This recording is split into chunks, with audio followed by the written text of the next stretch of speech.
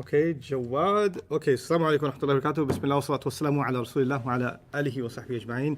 Welcome to the World Service of the BBC. I'm your host, Nouman Ali Khan, and this is my guest, Ahmed Shah and Maryam Bibi. Today we discuss Rafa, Nasab, and Jar. Are they really? Can we tell them by ending sound or combination? We'll take your questions, but for that, Jawad has to join us. Okay, first 30 minutes. All we're gonna do is take you guys' questions. So, whatever we covered up until yesterday, open it up. We did up till page 7, I believe. Yeah. Right? In the workbook. So any questions you have from up to page 7, I want to take now. But I want to talk about one question in particular first that confused lots and lots and lots of people. So let's take it nice and slow and understand that one first. So, let's take the word kitabun, right? We make the font nicer so everybody can feel happy inside when they read it. Okay, there you go. That's nice. Kitabun. Yeah. Kitaban and kitabin, right? Now, the only time I wrote it a little differently is when I wrote kitaban. All the other times, the last letter was the last letter, but when they write kitaban, the double alif, the tanween, it's called a fathatayn or fathatan, then they add an alif, okay? Now, any word would do that. So if I said iman, which means faith, imanun, imanan, and imanin, that's how it would be written. So you see that alif will always pop up, right? That's why on page 6 it says muslimun, musliman,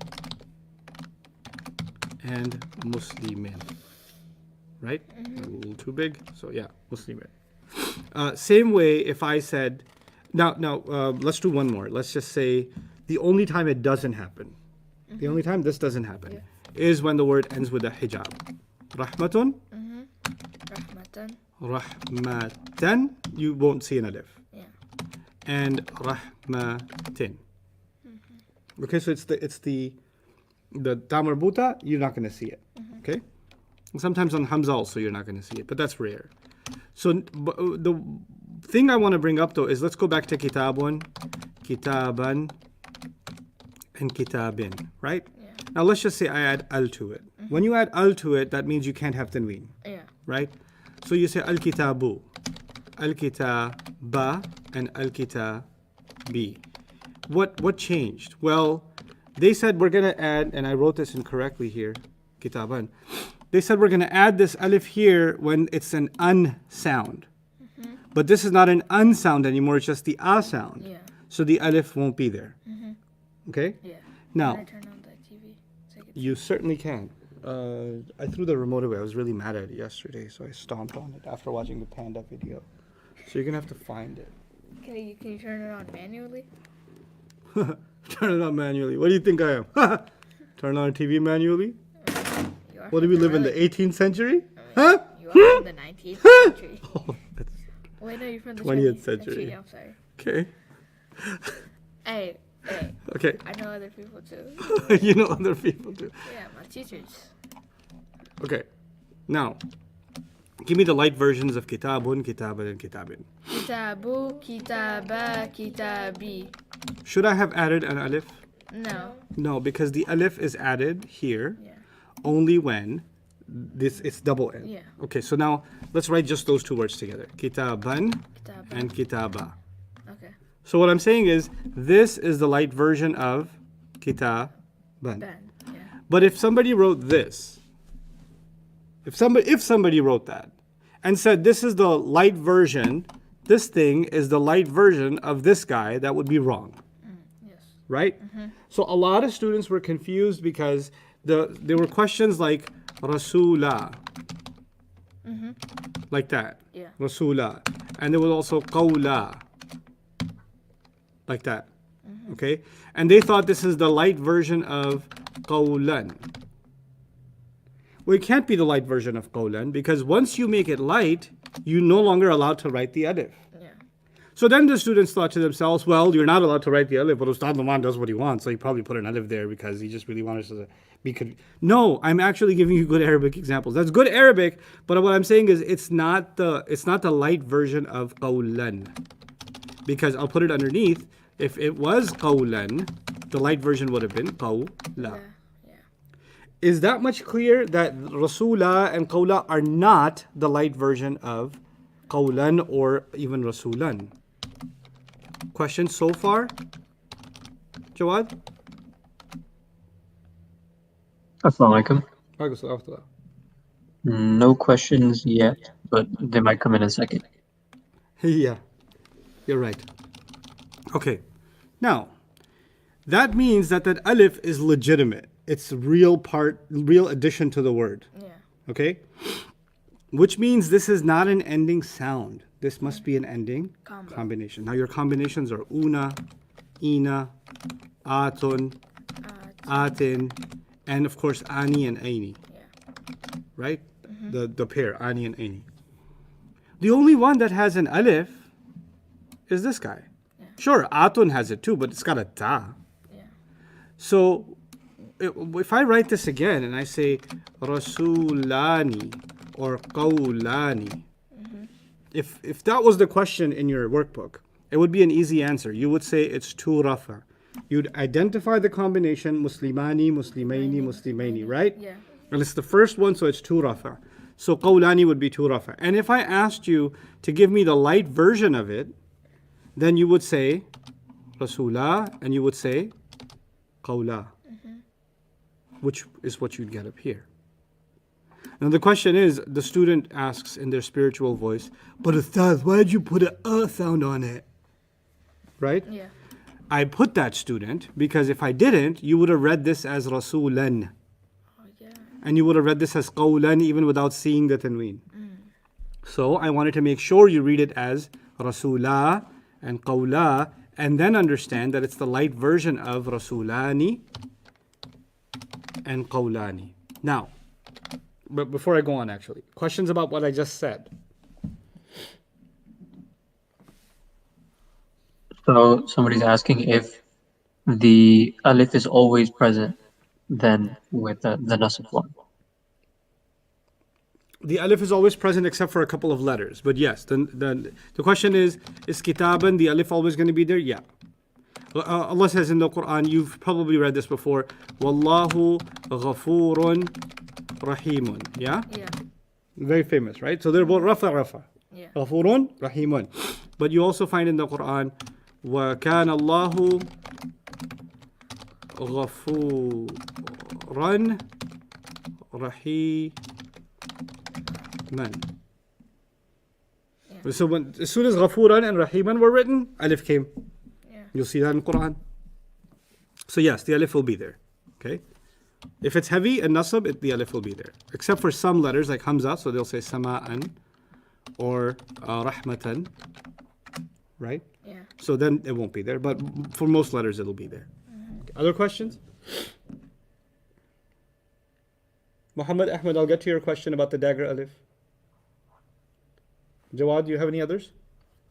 What about sometimes you see the alif written and the tanween is on top of the alif instead of the letter before it? That doesn't matter. You can say rasulan like that. So the alif, the double accents are on the alif. Yeah. Or you can say rasulan and it's all good. Okay. So it doesn't change anything. Doesn't change anything. Okay. Okay? That's that question. Oh, Muhammad Ahmed asked, you have words like bayyinatun and ayatun sometimes in the Quran. Like that. Yeah. But it's not written like this. It's not written like bayyinatun and ayatun. Yeah. So it's not like a super independent alif. It's a dagger alif floating on top. Yeah. So is that still a combination? Yeah, that's still a combination. Because Arabs weren't writing thousands of years ago. They were what? They were hearing. Right? So they heard this. There are different ways of writing it, but at the end of the day, it's the sounds that take priority over what's written, because the Arabic language was passed down, and even the Quran was passed down primarily first orally from what was heard. So what is heard is more important in Arabic grammar than what is written. The writing submits to what is said. Okay? Please explain, Laghwan has an alif at the end with no haraka. So shouldn't it be non-flexible? Good.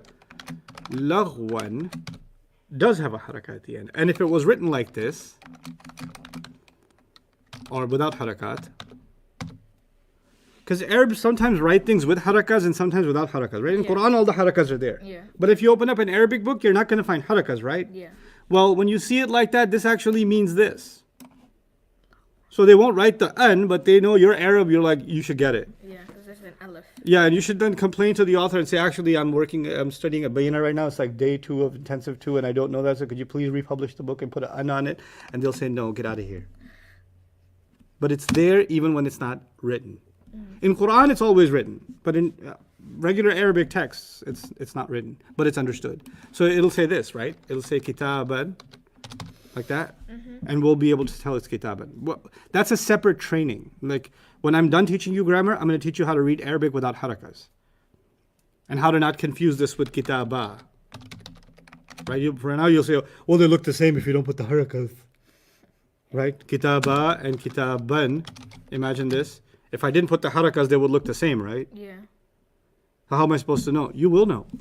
That's why I'm here. That's my job. That's all I do with my time. Okay. Still a question on Rasulah. Sure. Why is it Rafa if it doesn't have U or Un? Say that again. Why is it Rafa if it doesn't have U or Un? Okay, so why is Rasulah Rafa if it's not U or Un? I'd like the audience, you guys, post the questions. The question a student, one of your fellow students asked is, and you guys think about it too, they said, Rasulah, why are you saying it's Rafa if it doesn't have U or Un? And I am saying it's Rafa.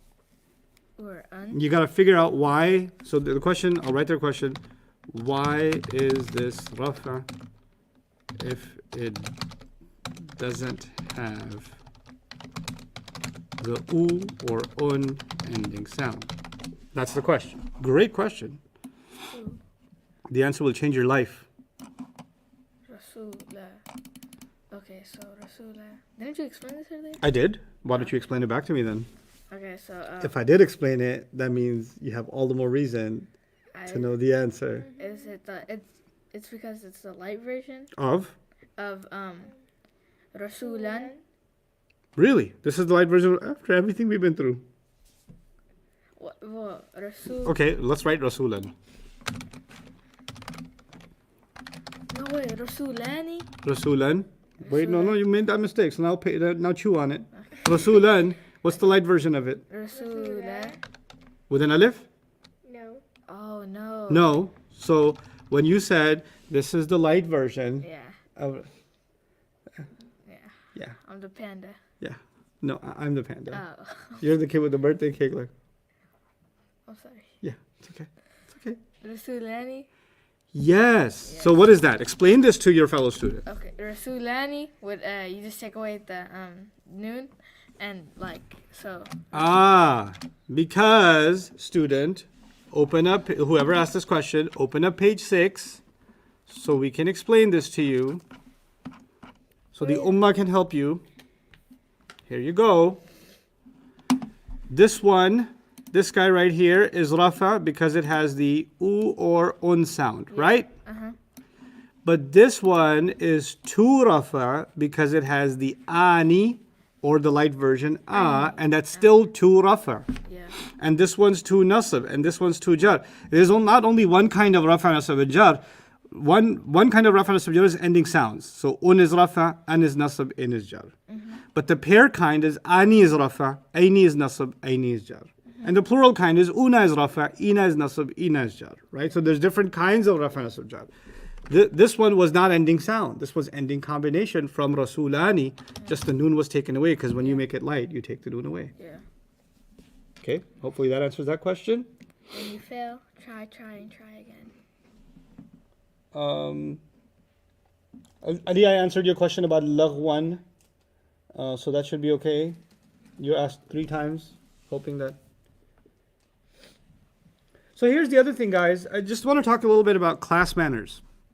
But even though it's social media and manners on social media, that's like ridiculous. But anyway, the point is when you guys ask a question and you know that it hasn't been read, or, because there's lots of people coming in asking questions, then you should wait a couple of minutes before posting it again.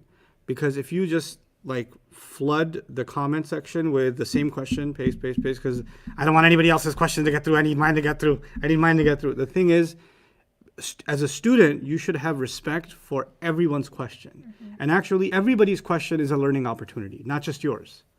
So when I'm answering somebody else's question, it might end up answering the question you were going to ask, right? So that's how questions are. You're all learning the same subject.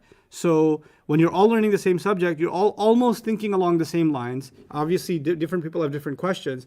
But when I answer person A, it ends up the person B who didn't even get their question answered yet goes, oh, okay, no, I get mine now, right? Yeah. But what happens sometimes with students is I'm answering your question and you're sitting there going, well, that's not my question, so I don't care to listen right now. He didn't get to my question yet, so I'm going to zone out right now and look at squirrels climb trees outside the window, right? And what that does is it puts you at a real disadvantage.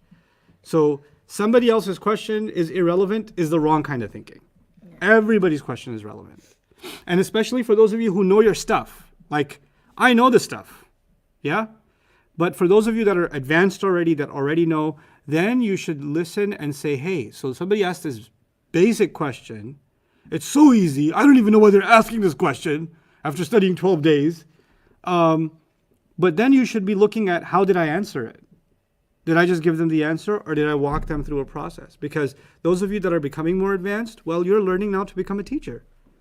Because a teacher, when they get a question, the wrong thing to say is, seriously, that's your question? Huh? That's not a teacher. The teacher's job is, okay, you asked a question, and a lot of times students say, I shouldn't ask a question because it's a stupid question, because the teacher is going to get upset. No. Your job is to ask stupid questions. That's your job. Because if you start thinking, I shouldn't ask because it's too dumb or too stupid, you're never going to learn. And my job isn't to tell you, wow, I know all this Arabic and you still are struggling with this concept? How inferior you are as a student. Shame upon you. Ummah, laugh at this person. No, that's not why I'm here. If you ask me a basic question that is basic for somebody else, then my job is to say, well, you know what? They must have missed something, or they must have overlooked something that we taught before. So I can take a couple of steps back, walk you through it, and bring you up to speed again. That's the job of a teacher. So your job as a student is to, be forthcoming and ask. My job is to be patient. And it doesn't test my patience, honestly. This doesn't test my patience. You can ask me the same question. I still don't get Rasulullah, Ustad. Okay, I'll explain it to you again. After you explained it, I really don't get it. Okay, I'll explain it again. Ustad, I still don't get it. Okay, tell me your address. I'll come over. I'll explain it to you at home.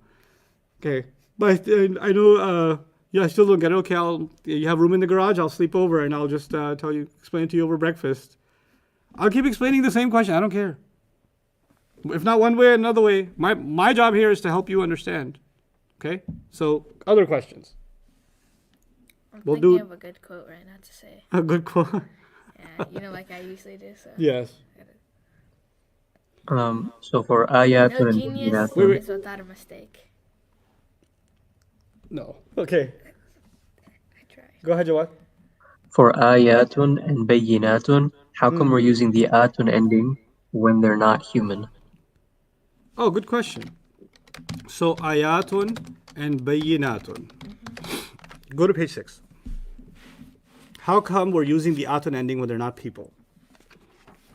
Over here, I do believe I made you write down people. Somewhere. The una, ina is for people. Did I? No. No? Then you better write that down. Okay. If you see una, ina, it's for people.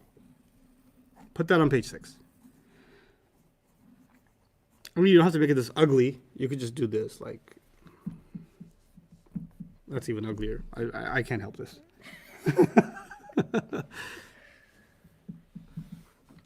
Atun, atin.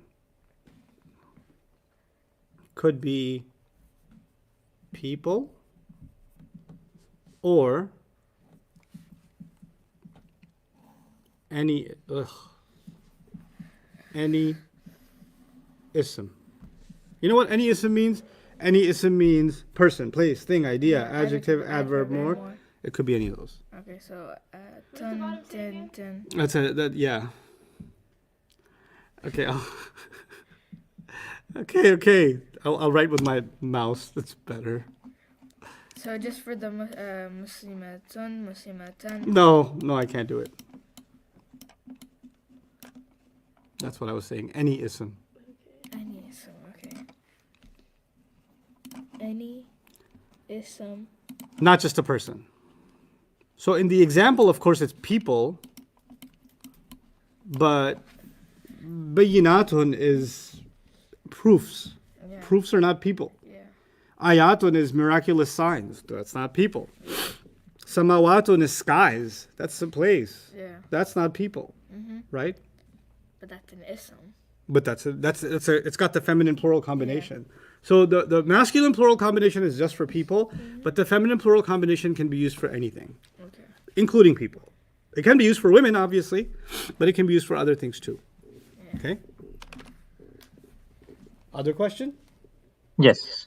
So Noni is asking, whenever it comes to a word, whenever we see a word that's ending in lam alif, should we assume that that's the light version of the dual? Whenever we see a word ending in the... Ending in lam alif. Are you getting echo now, by the way? Yeah, there is a little bit of echo. Whenever we see a word ending in lam alif. That's what he said? Yes. Okay. Should What's we the rest of the assume question? that that's the light version of the dual? The lam has nothing to do with it. It's the alif. The lam is not part of a combination. If you saw kitaba, then that would be two books. And this is so rare, guys, in the Quran. I don't want you to get a headache over this. It barely happens. A light pair is very rare. We're not going to find it. And when we find it, we can just review this lesson. I want your main concentration on the primary lessons that you're going to keep getting hit with when you study the text, when we actually study Quran. Okay? I'll take a couple more before we start. Do you guys have any questions, by the way? No, I'm chilling. Chilling? Yeah. Or not thinking about it? No, like, I mean, nah, you We're answer taking it. specific examples, right, from pages? From 14? like, the- Sorry, say that again because your volume's low now. Are we taking specific examples from the exercises? Like request? Yeah, or if you have anything else in mind, that's fine. Somebody was asking on page 7, Yeah. number 21. How come that's nasab when it has a harf of jar at the beginning? Page 7? Yes. At the bottom, there's a... Yeah. 21. Oh, great question. Let me write that bigger. لَعِبْرَةً. Now you guys are, all grown up, so I can talk to you about grown-up things. Okay. Read this word for me. La ibratan. Good. The harf of jar, arba, ta, kaf. Lam. Okay, the harf of jar's job is to make the next word. Jar. But unfortunately, this lam still kept this word what? Nasab. Nasab, yeah. So there's only two possibilities. Either the Arabic here is incorrect, or this is not a harf of jar. Yeah. Those are the only two possibilities. Yeah. Well, this is in the Quran, so the Arabic is correct. Okay. You know what that means? This is not a harf of jar. How am I supposed to know that? Well, let me tell you why. How? When you see lam, the harf of jar, it comes as li. Li. And if it was li, it would have been li ibratin. Oh. The lam, bata kaf lam, is always li. Li. Okay. And the other lam, this guy, but so let me tell you about the li. Alhamdulillahi or lillahi? Lillahi. Lillahi. Okay. الجر ذلك الكتاب لا ريب فيه هدى للمتقين or للمتقين؟ هدى للمتقين. لله ما في السماوات وما في الأرض or لله ما في السماوات وما في الأرض لله فلله العزة ولرسوله لرسوله or لرسوله. لرسوله. The lam is always what? Li. Li. The lam is always li. And what kind of lam is that? That's the lam that makes the next word jar. That's a harf of jar. Yeah. Okay. But the same li, whenever it wants to beat up on a pronoun, you can't say li. You say la. Okay, it's the same lam, harf of jar, But the only time it's pronounced la is when it's working on a pronoun. So you don't say likum dinukum waliyadin. Okay. What do you say? Lakum dinukum. You don't say lihi ma fis samawati wa ma fil ard. What do you say? Lahu ma fis samawati wa ma fil ard. Okay? So, or lana a'maluna wa lakum a'malukum. Okay? So, or laha, or, laki, etc. So, the lam is always pronounced li when it's on any ism, and it's pronounced la on most pronouns. Obviously, the only pronoun when it's not is li. You don't want to say lai. So they just say what? Li, like for me, li. Okay? Now, let's talk about this la, this other la. So when we said la ibratan, I already knew this lam ain't part of the gang. Yeah. I already knew because this guy didn't nasbalize. So, or didn't jarrify, sorry. Yeah. Okay? So it's like, are you even a harf of jar? Well, actually, I'm not. Yeah. This lam is actually called the lam of emphasis. Emphasis? Yeah, or the lam of an oath. There's two names of it. We're going to learn it later on officially, but I'll say something about it to you now. This lam is so awesome. Its only job, ibra means lesson. So if I translate this without it, I would say a lesson. But if I translate it with this, it says a lesson. Listen, angrily. Angrily, or a lesson. Or a real lesson. Yeah. What does it do? It takes whatever word and pumps it with steroids. Steroids are good, guys. No, they're not. Except in grammar. Yeah. Okay? Or it takes, you know how sometimes people write to you and they're like, I am hungry. Yeah. Right? They don't write, I am hungry. They write, I am. Hungry. Right? Yeah. Well, in Arabic, they didn't have to do that. They could just say, I am la hungry. Hungry. And that just means, oh my God, they must be real hungry. Yeah. Because the lam is for emphasizing something. Yeah. Okay? Now listen. What's the harf of jar? Fi. Fi. Right? Innal insana.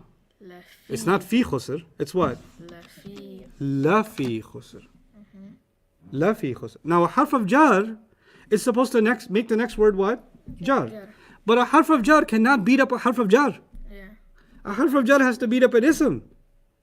But this guy, this lam, the emphasizing lam, can hang out anywhere he wants. He can hang out on top of a fi'il, on top of a harf, on top of an ism, on top of a pronoun. He could go anywhere he wants. And the cool thing is it does nothing. Like it doesn't change the status of anything. It doesn't change like the meaning. Nope, it just makes the meaning more stressed. Yeah. Human beings are in loss. Human beings really are in loss. The in is lafi. Sorry about the mic. Got a little excited with the lam. That's the lam of stress, the lam of emphasis, the lam of oath. Inshallah, we'll learn that in depth because it's used many places in Quran. That's good to know. It is good So to now know. when I recite Quran, when I say it Don't be doing it on harf of jars. Like, alhamdulillah. Like, you don't have to do that. Yeah, I know. Okay, last question. Okay, if in the singular form of the word for sky we have hamza and in the plural we have waw, then which one do we use in the dual? Wow, samawani. And it's not used in the Quran, so it's okay. You're fine. You won't have to use it. I'm not teaching you how to speak Arabic. I'm teaching you how to understand the text of the Quran. So I'm not telling you how to make words. That's not happening in this class. Inshallah, when we're done with the dream program and enough of you can read Arabic text, then maybe we'll have a class about speaking Arabic. فيما بعد. ولكن لا بعد. Not yet. So, I'm reading a question here from Reshma. Says, kalimatin, word, explain, please. That's good. I think she meant kalimatin. Or kalimatin. Let's try both. Can you tell me, this is good review before we start today.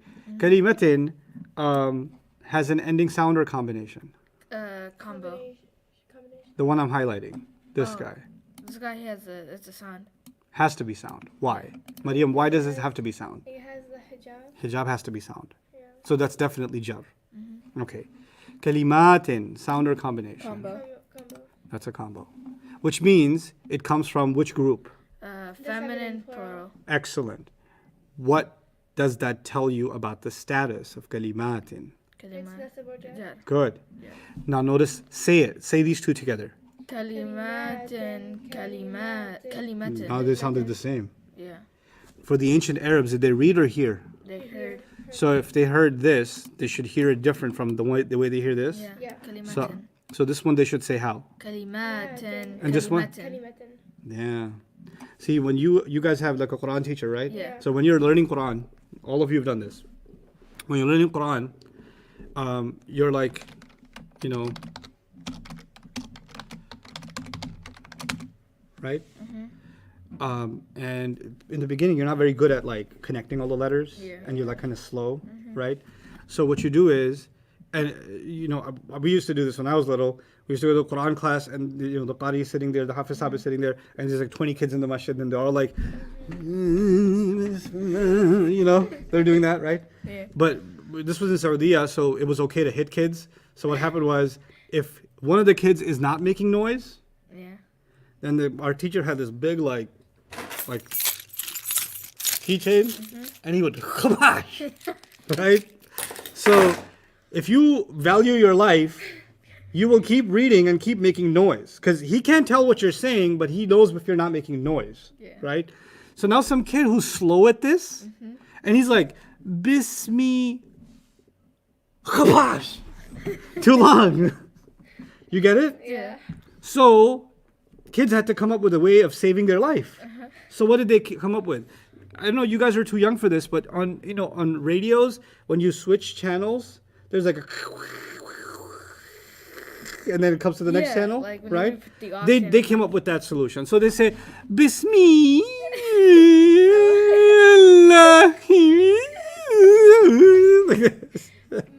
So that there's no silence in between. So you just you know, so you don't get keychained in the face. Right? So the problem with that, the reason I brought that up, is when you say kalimatin, and in this one you're like, this is a long thing to process, so I'm gonna be like kalimatin. If you do that, what's gonna happen? They're gonna think it's the same. They're gonna think it's plural. It's gonna sound different. The short vowels have to be short, and the long ones have to be long. Right? So they can only tell by you saying it. Now, some of you do this, right? You say muslimat, muslimatun, muslimatan, muslimatin. If you say muslimatun, that sounds like muslimatun. That's too long. Muslimatun. And then at the end, muslimatun, muslimatin, muslimat. That's why I kept saying I kept doing that, because I want to make sure the long one is long and the short one is short. Yeah. Because then for the Arab ear, they're gonna hear you say something plural when you were saying something singular. Yeah. Right? Okay, now we can start. Today we're gonna talk about number and gender. So flip the page to page 8. Ustad, Yes, sir. we were getting a lot of requests for number 25. Can we go over that before we start? On page 7. Yes. A lot of requests for number 25 on page 7. Okay, that's the last one I'll do, and we'll do a review. And if there's still outstanding ones, of course, I'll come back, What inshallah. do you want us After to do? Number and younger? no, let's do this last one first, because a lot of people are asking. So you guys are asking, alhamdulillah. So dhira'i is the question. This is a tough one. Dhira'i, right? Yeah.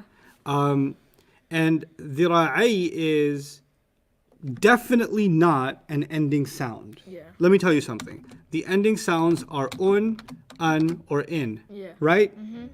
An ending sound is not a sukoon. Yeah. So that's a sukoon right here. That can't be an ending sound. Yeah. That's impossible. So if it's not an ending sound, it must be an ending what? Combo. But all the combos either end with noon or a ta. You know ani, aini, aini. You know una, ina, ina. You know atun, atin, atin. Well, you definitely know this is a combo, but you can't tell which combo because there's no noon at the end. Yeah.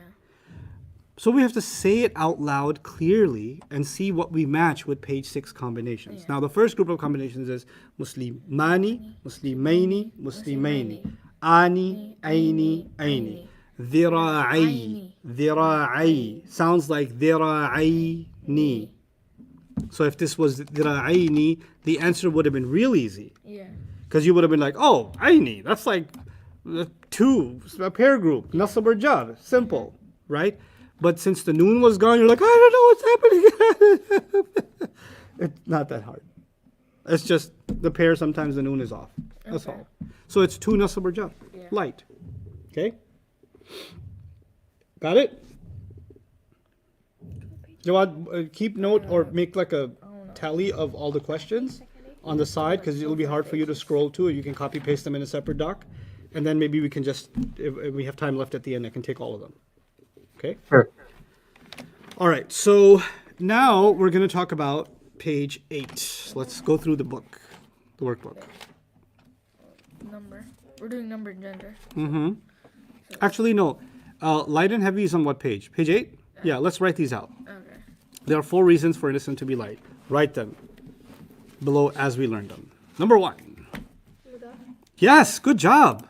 Good job, Maryam.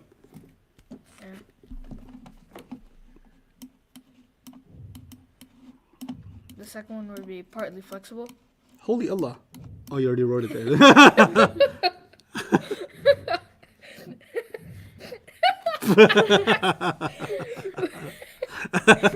I knew it because he did it. Then the third one is when you call someone. Oh, okay. I don't know the fourth one. I know Yeah, the we didn't do. We didn't do the 4th. Yeah. I'm crying, but I'm laughing. I'm laughing, but I'm crying on the inside. I got played. So mudaf, which we will review later, partly flexibles, which the only thing I want to remember from partly flexibles right now is places in non-Arabs are and no, and Yusufu, Yusufa, Yusufa. And so we'll do a little bit of review of that. But number 3 was when you call someone. Yeah. Like ya bunaya. Yeah, like the ayah we did, the khutbah. Calling someone. Somebody else. Okay, okay. What are you doing? Easy there, buddy. Easy. I'm going to break out into song now. Okay. All right. Number 4, finally, is, for now we'll call it absolutely no. Is that a W or a U? That's a U. Do you not know how to spell absolutely? No, I do. Wow, that was disgusting, but okay. Absolutely no. There's an Arabic rule for absolutely no. We'll learn that later, but at least it's sitting in your notes. Fermenting. Let's quickly talk about flexibility. I think it should be on the next page in your notes, Flexibility. Yeah. right? There are 3 categories of flexibility. Fully flexible. Most isms are fully flexible. Yeah. What that means is most isms are like page 6. So I want you to write the word page 6 here.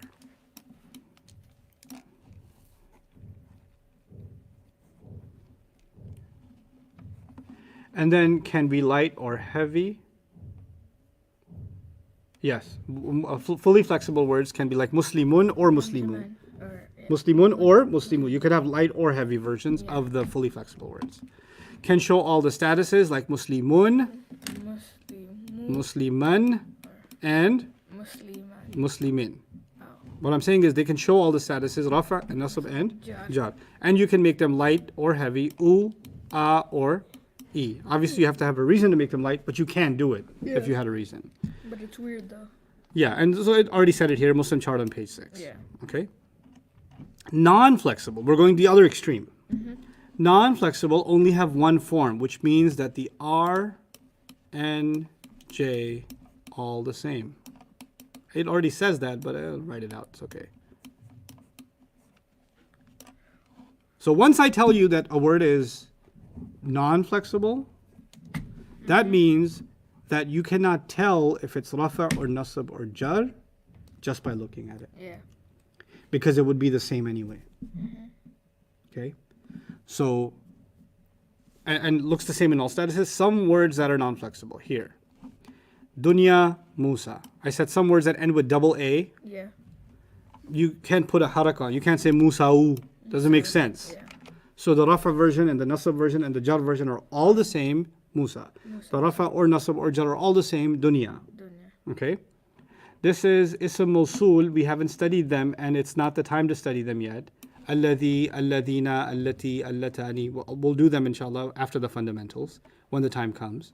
But for now, you should know these words just mean the one who. Okay. And there's lots of them like Sirata alladhina an'amta alayhim. Alladhina is there, right? Yeah. Or illa alladhina amanu wa amilu salihat. Or there's some other versions of it like allati tattali'u ala al-af'ida. Or ara'ayta alladhi yukadhibu bid-din. You see these kinds of words all the time, right? So they're a category of words which we study by themselves when the time comes. And the singular and plural of pointing words, we did do pointing words. Hadha means this. Hadihi is the feminine. Haulai means these. Dhalika means that. Tilka is feminine. Ulaika is those. And all of these words are non-flexible. You know what that means? That the rafa and the nasab and the jar of hadha is still hadha, no change. Hadihi is still, sorry. Hadihi is still hadihi. Haulai is still haulai. Dhalika is still dhalika. Yeah. So the jar version of dhalika is still dhalika. Okay? So they're all the same. Okay? And then we finally get to partly. So far makes sense? Yeah. Everything makes sense? Everybody? We had a question on what is flexibility. What is flexibility? Okay, let's talk about that. It'll take 5 minutes, but that's okay. It's a good review for everybody. In a country, you have 3 kinds of citizens, basically, by immigration standards. You can have citizens, Born here. right? Yeah. And people that are residents, legal residents. And then you have illegals. Yes. Right? In a country, you got 3 kinds of populations: citizens, legal residents, and illegals. And they are treated differently. There are 3 different kinds of treatments. Yeah. Okay? Citizens have all the rights.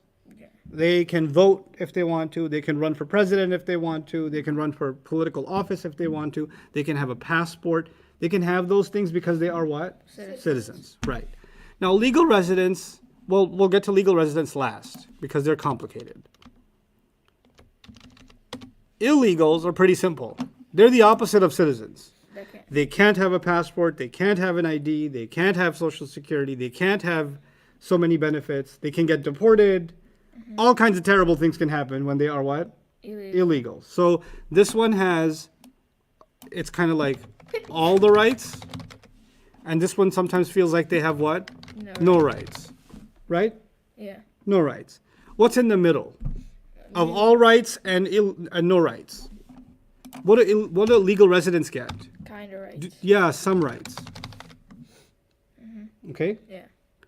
So, Arabic words are like that.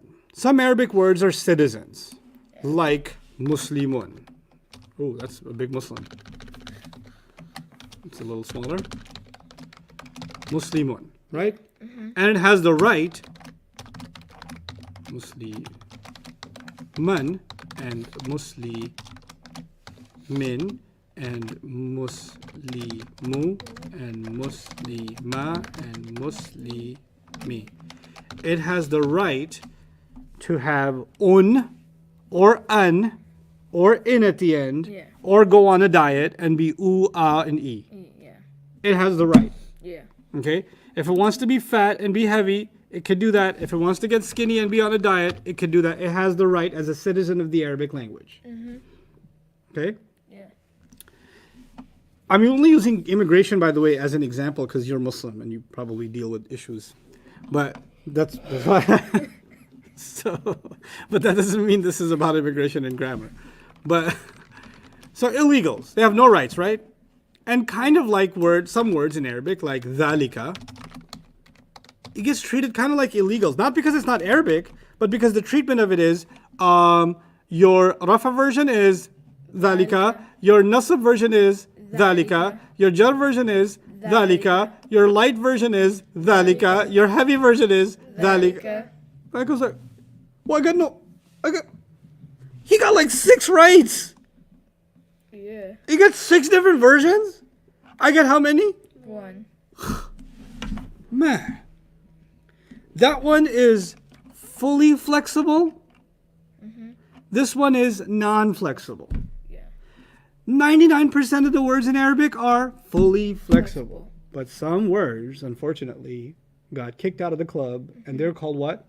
Non-flexible. Now, I don't have to teach you those. When we study a surah, I'll point at a word and say, hey, this guy, non-flexible. You know what that means? Man, he don't get no versions. Yeah. He gets rafa and nasab and jar all looking the same. Got it? Yeah. Okay. So far, so good? Jawad? Pretty good. Yeah. Okay. Why is his mic volume so low? Because if his mic volume is any higher, then his voice goes into this microphone and everybody else hears pretty, pretty, pretty, pretty, good. Ah, okay. So to save other people from, making him sound like he's speaking from the unseen, Yeah. I keep his volume low and just listen from one ear and go like that and listen to him. Okay. Until we find a better technical solution. I think the technical solution would be we put headphones on Yeah. and look like we're having a podcast show. Yeah. Yeah, Coming we're not soon. there yet. Okay, so legal residence. Legal residence. Now, legal residence could be in America, you could have people that are on a visitor visa. Oh, okay. You can have people that are on a student visa. You can have people that are on a work visa or a religious visa or work authorization or religious visa, R1, yeah. There, okay. Or you could be a green card holder, right? Or you could be an asylum seeker. So you have different statuses for legal residence. It's not one kind of thing. It's like 50 different kinds of visas Yeah. or statuses. None of them are citizens, but each of them are, and they're not illegal. So you know what happens in words that are almost like that in Arabic? What happens to them is, hey, so Muslimun gets all the rights. Yeah. Dhalika gets none of the rights, but you can have some of the rights. Yeah. So you, Yusuf, in Rafa will be Yusufu. In Nasab you will be Yusufa. And in Jar you will also be Yusufa. Sorry, you don't have enough rights to E. Because E means you're smiling, and we don't let non-citizens smile too much. Yeah. So you just need to stay and learn to share, okay? So dorm together with Nasab. Yeah. So Yusufu is Rafa, and Yusufa could be Nasab or Jar. Jar. So Yusufu Rafa, and then Yusufa, Nasab or Jar. Okay? The same thing happens with, so there are two categories here that I mentioned. I mentioned these are places Yes. and non-Arabs. Right? Let me make that bigger.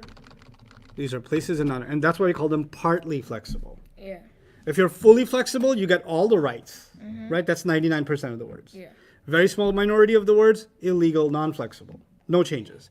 But then middle category is some words that are kind of flexible, Yeah. partly flexible.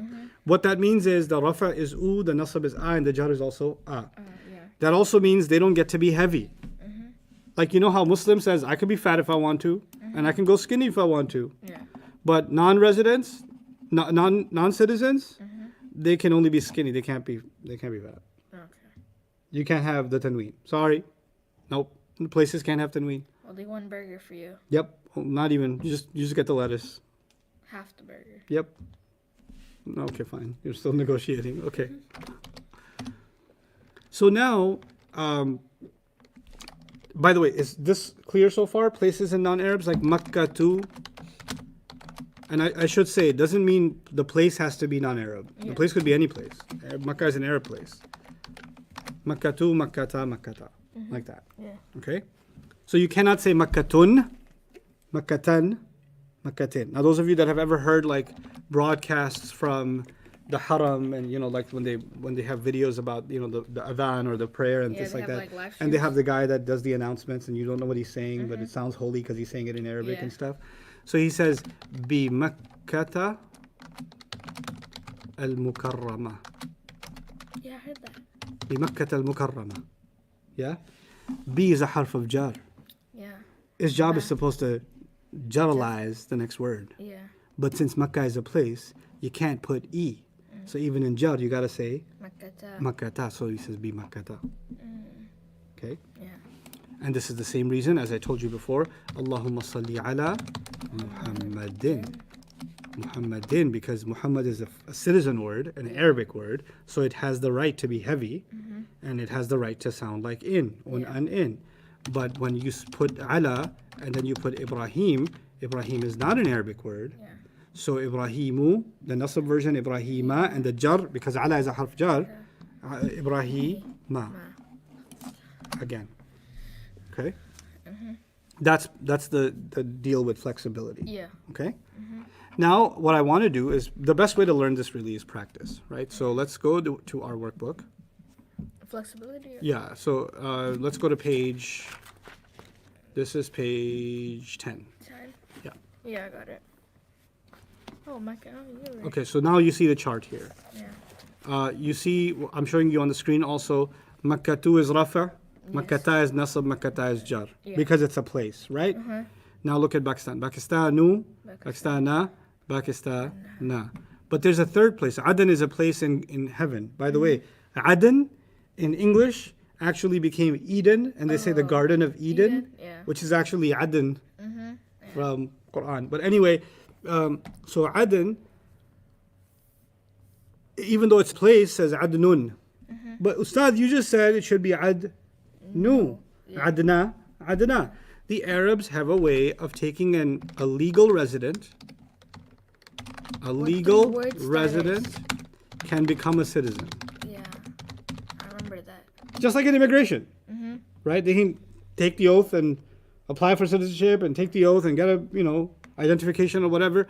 So legal residents can become a citizen. Yeah. What's the immigration process?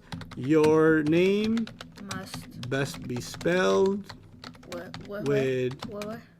3 letters. Or free. Okay? Yeah. If your name is spelled with 3 letters, You become. you become a American, citizen. Or you become Arab. Arab. Yeah. Okay? So, Adnun, and it doesn't matter if it's name or place. So, Adnun, Adnan, Adin is like that for that reason. Okay? Now it says, let's keep reading. Exception. Non-Arab names spelled with 3 letters. Or even places Yeah. spelled with 3 letters. Based on hadith, there are 4 Arab prophets. What are the 4 Arab prophets? Number 1, better get that one right. Muhammad sallallahu alaihi wasallam. And- Saleh, Good. Salih. Shu'aib, Hud. Hud, and Shu'aib. Okay, you know what that means? Those are Arabs, which means they get citizen rights, Yeah. which means they get pronounced un and in, right? So Shu'aibun, Shu'aiban, Shu'aibin, Hudun, Hudan, Hudin, Salihun, Salihan, Salihin, Muhammadun, Muhammadan, Muhammadin. Or Muhammadan. Yep. Now, here's a comparison chart. Muhammad, the Rafa, the Nasab, the Jar. Do you see how there were 3 different versions? Yeah. You see that? Yeah. And then Ibrahim, how many versions did you get? Ibrahimu, 2. why? Because he's non-Arab.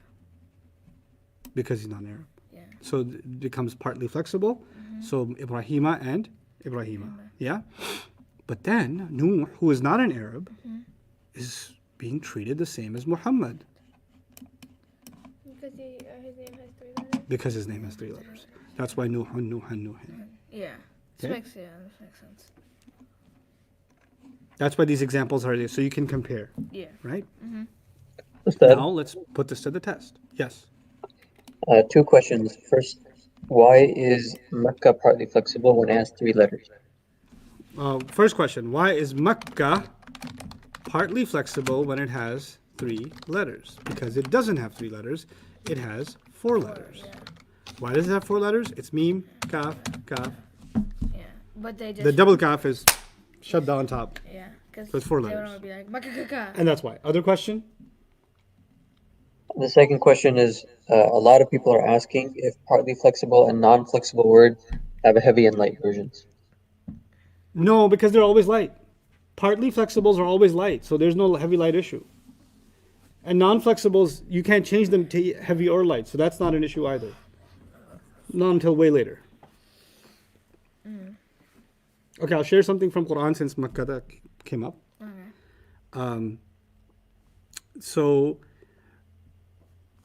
Okay. So let me just give you a really neat example.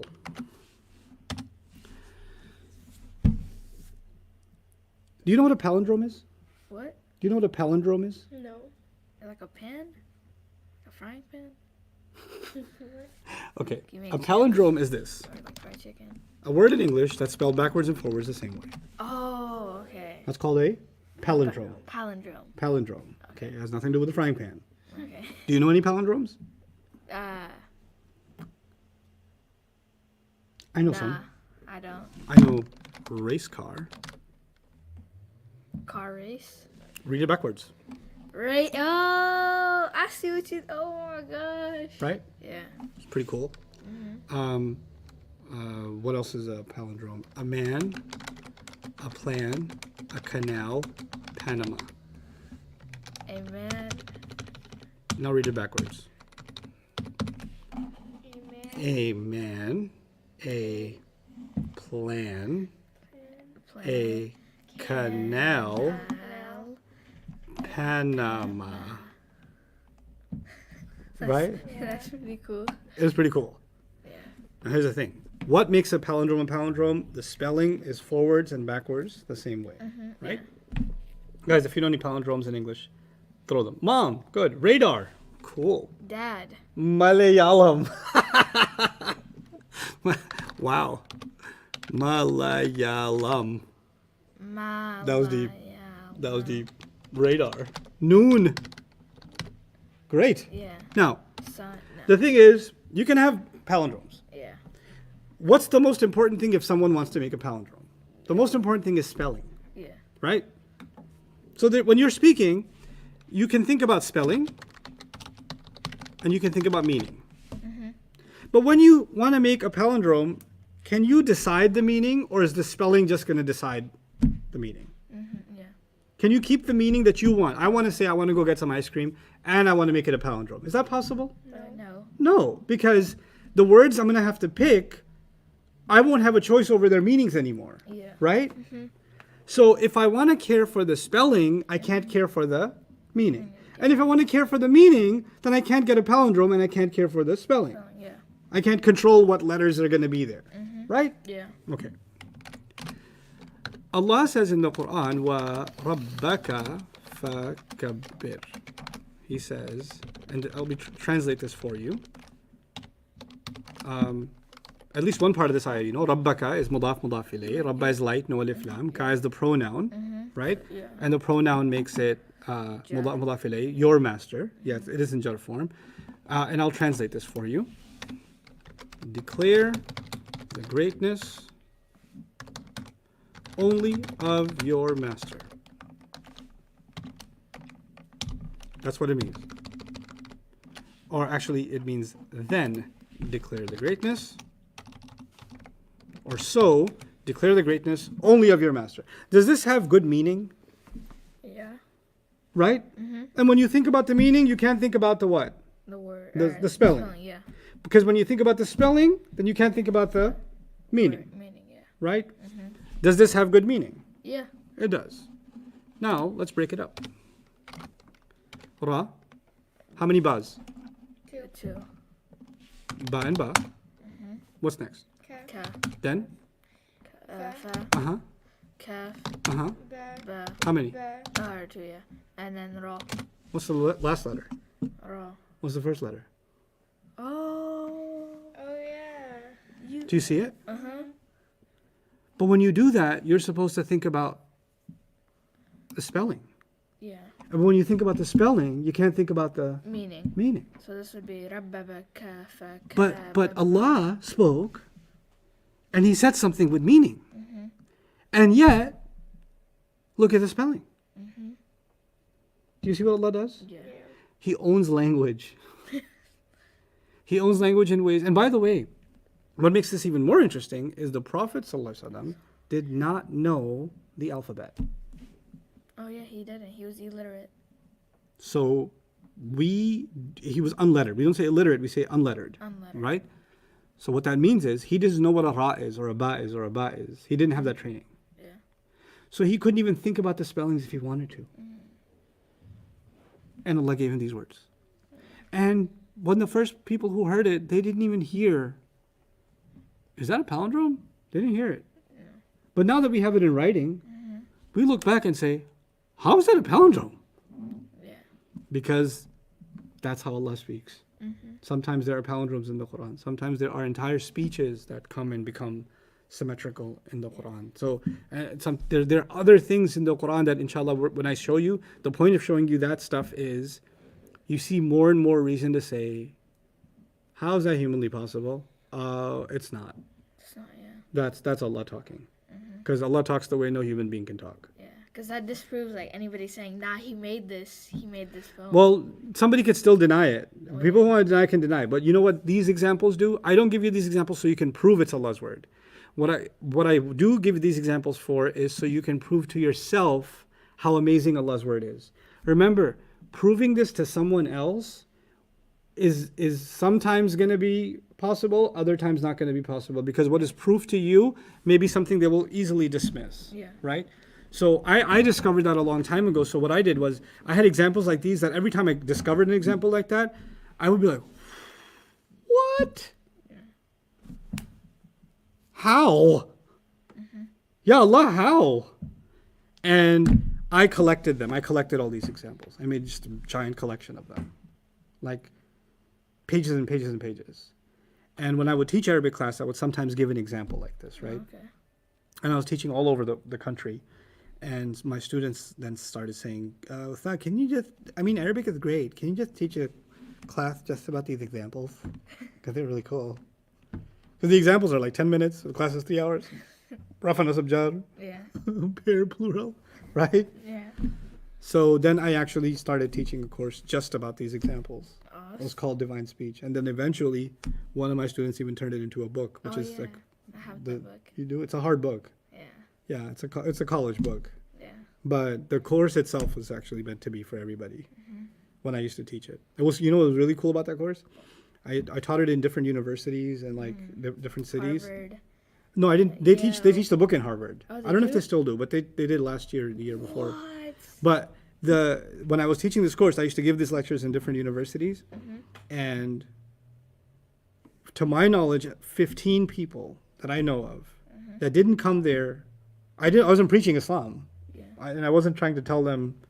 I didn't even know non-Muslims were in the audience. But at the end of Divine Speech, they'd come over and they'd take Shahada. 15 people, just listening, and professors of English studies departments and like college students and just staff working at the. I'll just come and accept Islam. I wasn't even inviting anybody to Islam. I was just sharing Quran. The Quran does its job without us having to do anything. When some people are just ready to hear it, and they hear it, and they just flock to it. Yeah. We're going to finish this page, and then inshallah I'll give you your break, okay? That's crazy. Your book was taught at Harvard. That's not, and remember Ahmed, let me tell you something. Yeah. It was taught at Harvard. That's really cool. Yeah. But never think of those things as an accomplishment. Okay.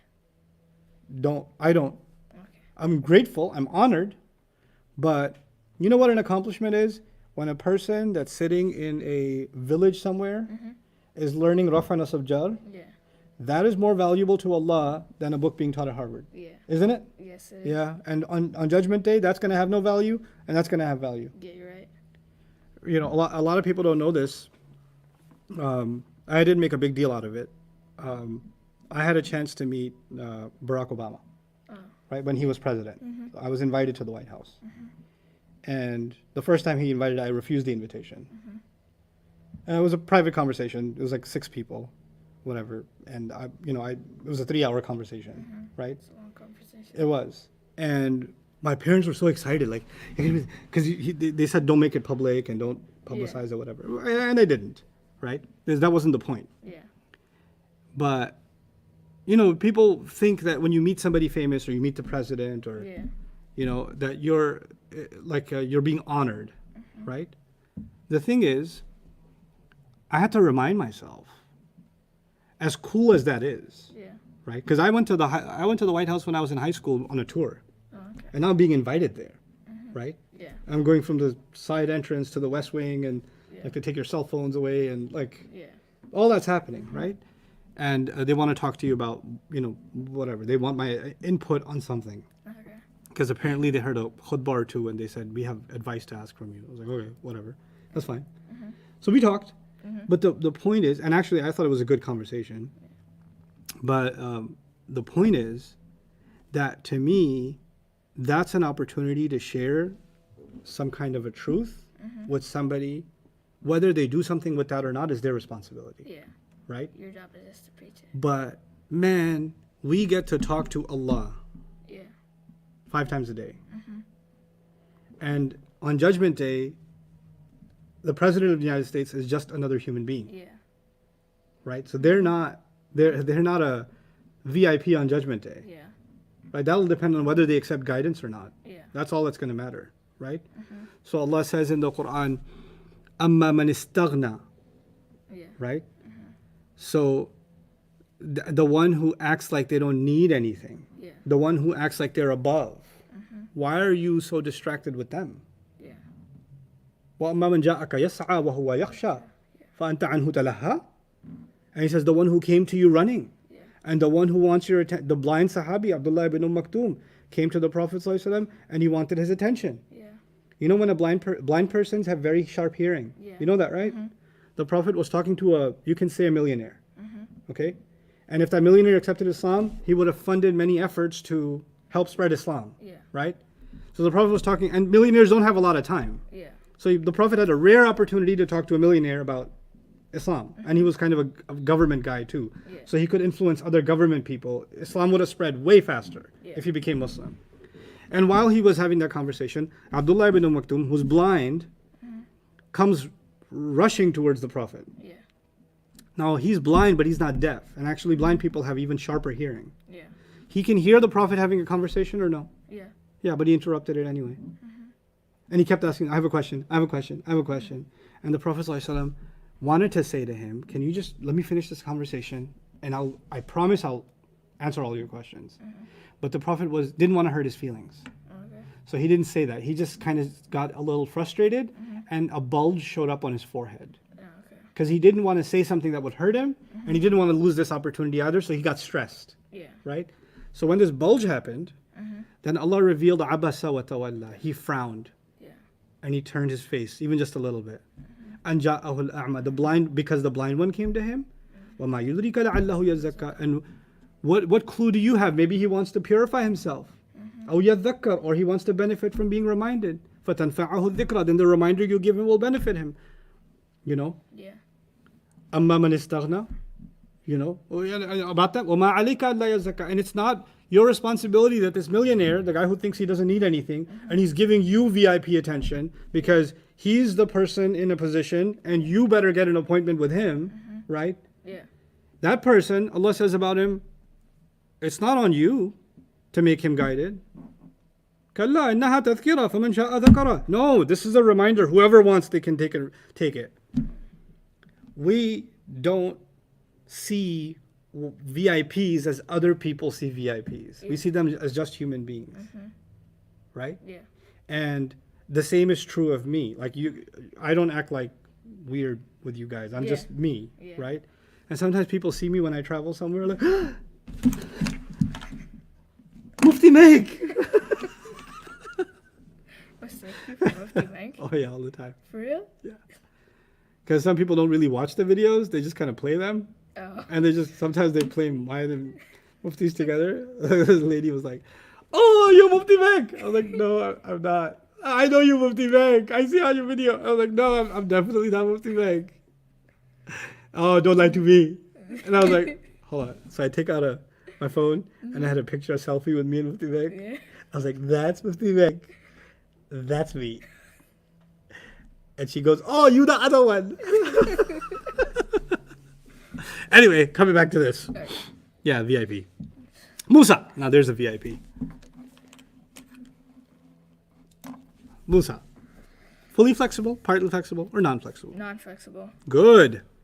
Because the Rafa version would be Musa, Nasab would be Musa. Musa, Jar would be Musa. Are we going down? Oh, okay, we're going. We'll go across. Jannah. Jannah. Now this is tricky, so please pay attention. Okay. I said places are partly flexible, right? Yeah. But let me compare these places in English so you can understand this concept. If I say Dallas, New York, Toronto, Chicago, and I say city, village, garden, Are these all the same? No. No. Some of these are specific names. Some of these are just words for places. Yeah. They're not names of places, they are words for places. Yeah. Which ones of these are words for places? Garden and village and city. Garden, village, city are words for places, but not names of places. Yeah. Is that clear? Okay. If I said Central Park, that's New York City, Central Park, that's actually the name of a place. Yeah. But if I said park, that's not a name of a place, it's just a park, Yeah. right? Now, Jannah in Arabic actually means garden. Jannah means garden. It's not the name of a place. But it became, sometimes the nickname becomes the name. Like in New York City, for example, we have Madison Square Garden where the ball games happen, hockey games happen, right? Yeah, It's a big coliseum. It's called Madison Square Garden. Oh, that's where it is? Yeah. I thought it was in California. No, that's in New York City. Oh, okay. Oh my God, I'm so insulted. But anyway, I'm sorry. so yeah, Madison Square Garden, New Yorkers say, man, there's a game at the Garden. Yeah. So they don't call it Madison Square Garden. When they talk to each other, what do they say? Garden. The Garden. Or in New York, you have Manhattan, and they have boroughs. Like, you know how we have counties here in Dallas? Yeah. So they have boroughs, right? So they have Manhattan, Brooklyn, the Bronx, Queens, and Staten Island. There's a reason it's at the bottom. Okay, so but you know, when people are in Brooklyn, Bronx, Queens, or Staten Island, nobody says Manhattan. They say the city. You know the skyscrapers you see? Yeah. That's Manhattan. Everything else is the boroughs, like the suburbs, right? But everybody else, they don't say, man, I'm heading to Manhattan. Nobody says that in New York. What do they say? The city. Yeah. You're working in the city? Really? Technically, all of this is New York City. Yeah. But city people only call this part the city. City. Yeah. Okay. You get it? Now, Muslims, we use the word the garden. But we ain't talking about no Colleyville State Fair Park with a creek.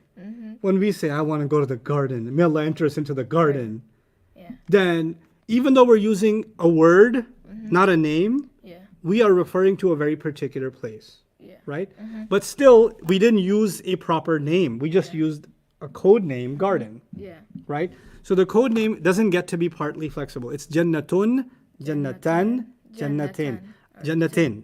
Unless it's a name. Okay. It doesn't get to be partly flexible. Okay. Okay? The same way the city of the Prophet ﷺ is called Al-Madinah. Yeah. Al-Madinah. That's not a name. That just means the city. Yeah. Just like the New Yorkers call Manhattan the city, right? The Prophet's city just started getting called the city. Yeah. So Al-Madinatu, Al-Madinata, and Al-Madinati. Yeah. Okay? Why? Because it's not a name. It's just the word city. Yeah.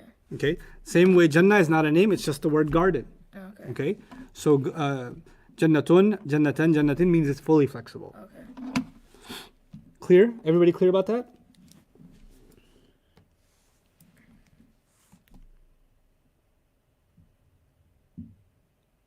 Somebody's asking No, what's the the, park would not be considered the name of a place. No. somebody's asking what's the proper name for Jannah then? It has multiple, depends on the level. Aden is one of its proper names. You can argue Al-Firdaus is a proper name. We'll talk about names that have Al on them later. So as long as it's like not like a fully like good name. Yeah, and maybe Allah did not give us a specific name for Jannah because so much of what it contains is secret. Yeah. It's beautiful that the word Jannah actually comes from jinn or, Janeen in Arabic. Janeen means the belly of a mom because it's hiding the baby. Yeah. A jinn is called a jinn because he's hidden. Yeah. A Jannah is called Jannah because it's hiding the dirt underneath the greenery. The garden's hiding the dirt and everything else. And maybe Allah is referring to the fact that what Jannah has is a lot of mystery, so He didn't give it a particular name. Yeah. He wants us to wait. Yep. That's It's right. possible. That's why he said like, I've made a place for you that no heart has ever thought of. Yes. seen, The no. Prophet told us that. مَا لَا عَيْنٌ رَأَتْ وَلَا أُذُنٌ سَمِعَتْ وَمَا خَطَرَ عَلَى قَلْبِ بَشَرٍ. What no eye has ever seen, what no ear has ever heard, no imagination has ever imagined. Yusuf, what do you think? Yusuf, partly. Partly flexible. Jawad, other questions? You can interrupt. Isa, non-flexible. So yeah. Because it ends with alif, right? Yeah. Rahma. Rahma. Just a regular old Arabic word. So this would be fully? That's right. When you have a regular Arabic word, Fully. fully. Sultan. Regular Arabic word. Fully. Mm-hmm. Sultan means authority. Yeah. I don't know why, but like last night, I don't know, I just kept like repeating this one word in my head, Sultan and Arabia.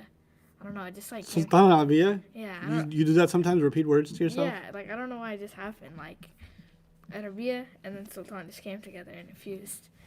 I swear, I wasn't trying to make a word. It just came to me. in my You're more dream. spiritual than I realized. Okay. Lut. Who that?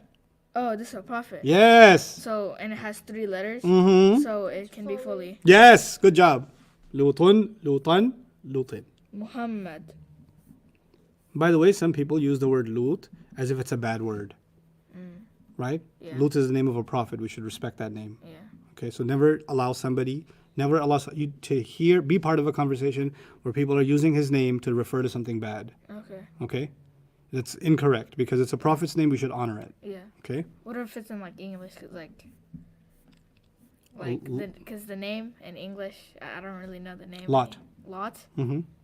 A parking like Yeah, like spell that same way, like a lot, yeah. L-O-T. L-O-T, yeah. Oh, okay. Muhammad, Muhammad. This is fully because Good. it's Arab. fully flexible because it's Arab. Safina. Safina means ship. Is that a regular old Arabic word? No. Why not? Safi. Why not? What makes you think it's not a regular Arabic word? Look, unless it's the name of a place or name of a person, Yeah. then it's a regular Arabic word. Yeah. So Safina, just a ship. It's a regular word. Oh, it is. Okay. Yeah. So the Rafa Nasab Jar would be Safinatun. Finish it. Safinatun, safinatan, safinatin. And because it's fully flexible, it has a right to be light also. So you could say, Safinatu, safinata, safinati. brilliant. Well, I'm getting good. Sahib, companion. Is that a regular word? Yeah, Good. fully. Fully flexible. So Rafa Nasab Jar, Maryam, would be what? What? Sahib. Rafa Nasab Jar. Rafa Nasab Jar. Sahiba. Uh-uh. Or no. It's like Regular Arabic word. So just like the word Muslim chart. When I say regular Arabic word, Muslim chart. Um, What's the Muslim chart, Maryam? the Muslim chart is Muslimun, Musliman, Muslimin. Now do that to this. Sahibun, sahiban, sahibin. That's it. masjid. Regular Arabic word? Yeah. Yes. Totally. Give me the Rafa Nasab Jar. Masjidun, masjidan, masjidin. And you could find it in its light form too, which means Masjidu, masjida, masjidi. good. Hada. Ooh, hada. Hada. Hada is a pointer. Okay, so it's a Pointers pointer. are non-flexible. What does that mean? Give me the Rafa Nasab Jar. Hada, hada, hada. Correct. Good job, you guys. Dalasa. It's not in the Quran. Dallas. Alhamdulillah. Dallas? It's Dallas. Really? Yes. Okay, so this is non-flexible, right? Mm-hmm. No, not non-flexible. Oh, no, it's partly. Good. Give me the Rafa Nasab Jar. Dalasu, dalasa. Oh, wait, no. Yes. Dalasa, dalasa. Good. Partly flexibles. U, a. Yeah. And it's 4 letters. Yeah. Adam. Adam's non-Arab. Good. Non-Arab. But he has 3 letters. He has 4 letters. 4? Mm-hmm. Oh, yeah. It's a double A. Yeah. So therefore, this would be partly. Yeah. So, give me the Rafa Nasab Jar, Maryam. Partly flexible. Partly flexible. Adamu, Adama, Adama. I'm so proud. Honestly, I'm really, really proud. Qalam. This means pen, right? Good. Is that a regular old Arabic word? Yeah. Mm-hmm. So regular.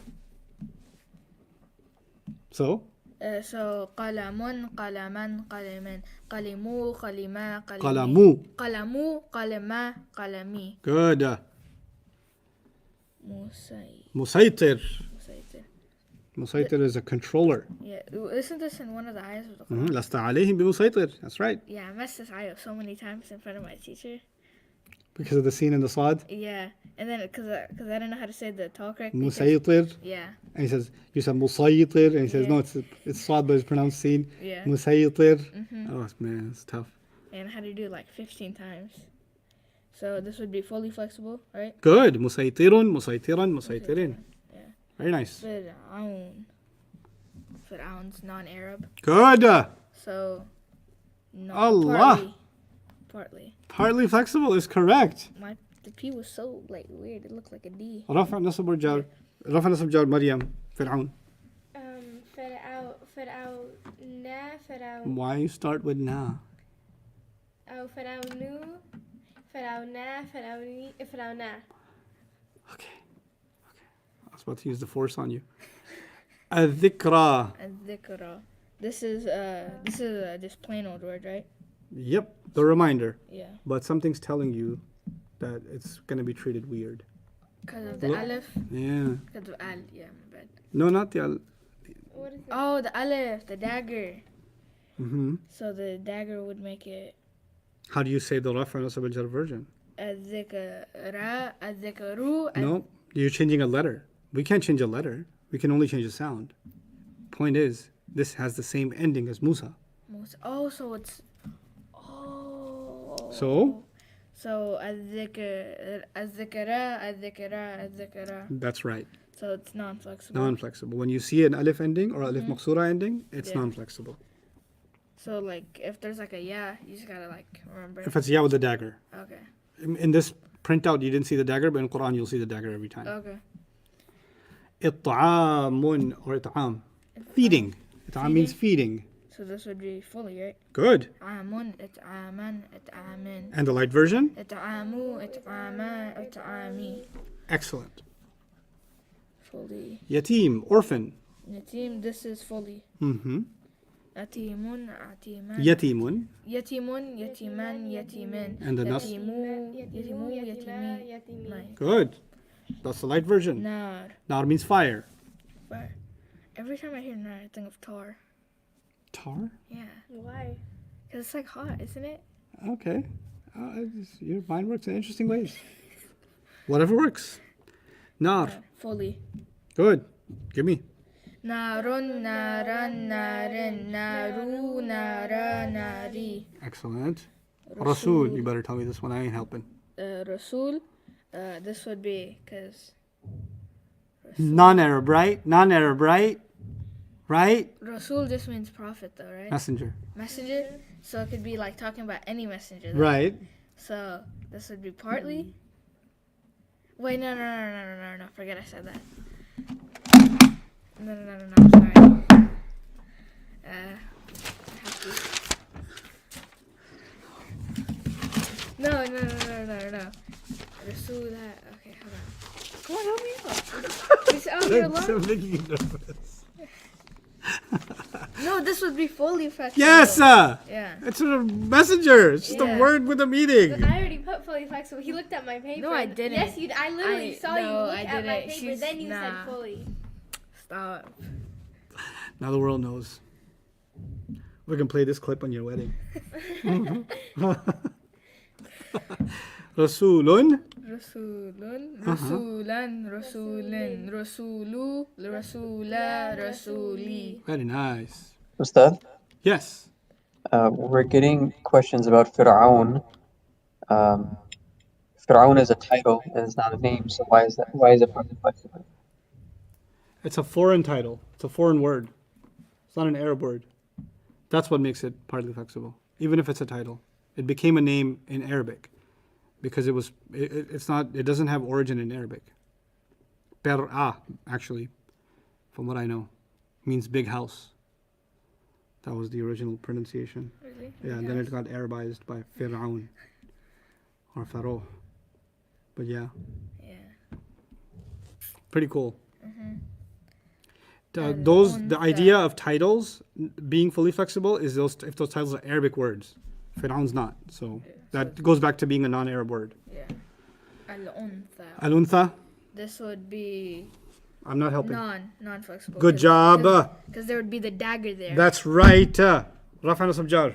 الأنثى الأنثى الأنثى. Excellent. يمكن مصحابي. ابتغاء. Pursuit. You're not the Seeking something. You're not the panda anymore. No. ابتغاء to pursue something. So this would be Just a regular word, right? Just a regular word. So yeah. it's fully.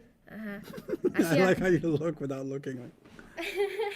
I have come up with the conclusion after a lot of thinking that Man, I have tactics. they're not working. It's because we're in like close close together.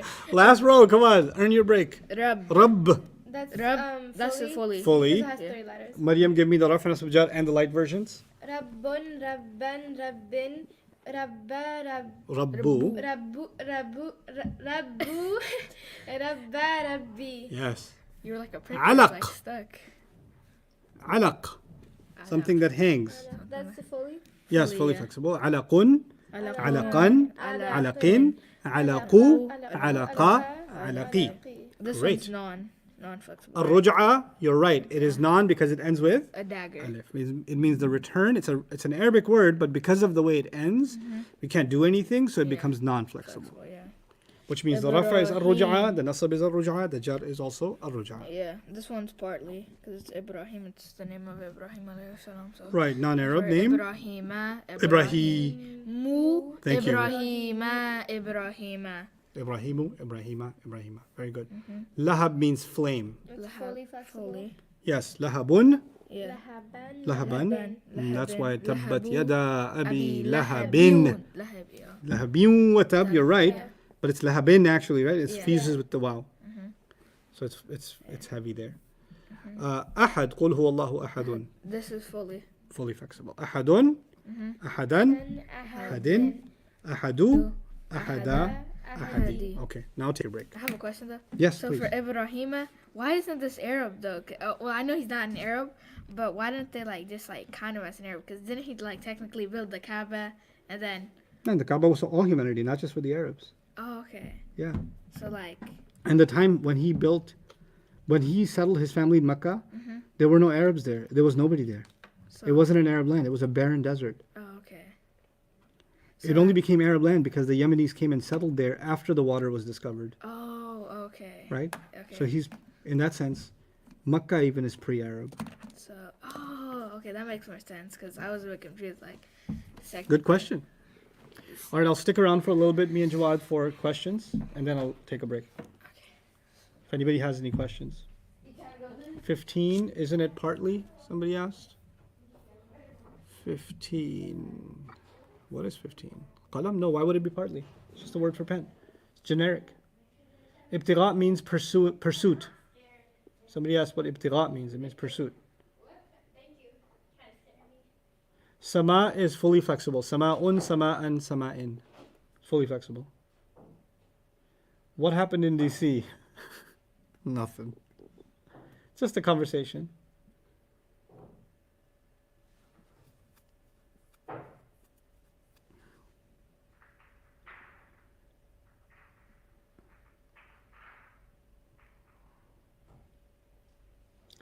In the transcript, it says that compound names and names that are shortened versions of bigger. Yeah, but they're not Quran concerns. Ba'la Bakka is a compound name, or Bayt al-Ahma is a compound name, and Hadra Mauta is a compound name. But those are not Quran concerns. So in the transcript, I've given you 7 kinds of partly flexibles. But not all of them apply to the Quran. So I'm going to focus first on Quranic stuff, and then when we do like textbook grammar study, then we'll look at everything. But in the intensives, it's solely focused on Quran relevant concepts. So what about the name Lahab? Can't it be partly flexible because it's a name? No, it was actually a nickname. Lahab means flame. Abu Lahab means the father of the flame. So father of in Old Arabic was a way of giving somebody like a gangster name, basically. Like, you know how we have nowadays superheroes, we put man at the end, like Spider-Man or, Iron Man or whatever. So back then they had Abu Huraira, which is Catman, or like, Abu Lahab, which is Fireman, meaning the guy that we associate with fire because his hair was fiery looking. So, Fireman. So the word is still generic. It's not a name. It's a nickname. Is Ismail treated as Arab? No, Ismail is not treated as Arab. Ismaila, not Arab. He was Arab. You can say that historically he was naturalized into Arab society because the Yemenis where he was raised, but that doesn't mean that he was ethnically Arab or that his name was given by Ibrahim alayhi salam before they came to Arabia, right? So the story is, in the biblical version of the story is, when he was born, Abraham had been praying for a child for a long time, and finally miraculously Ismail is born, and he said Yashma'il, which in Hebrew actually means God listens. Yashma is like the Arabic yasma'u, and il is their word for God. So Yashma'il, God listens, because he was so excited that Allah heard his prayer and he had a child. And then the Hebrew name Yashma'il is actually that. And then from that it came into Arabic and became Ismail. And that's his name.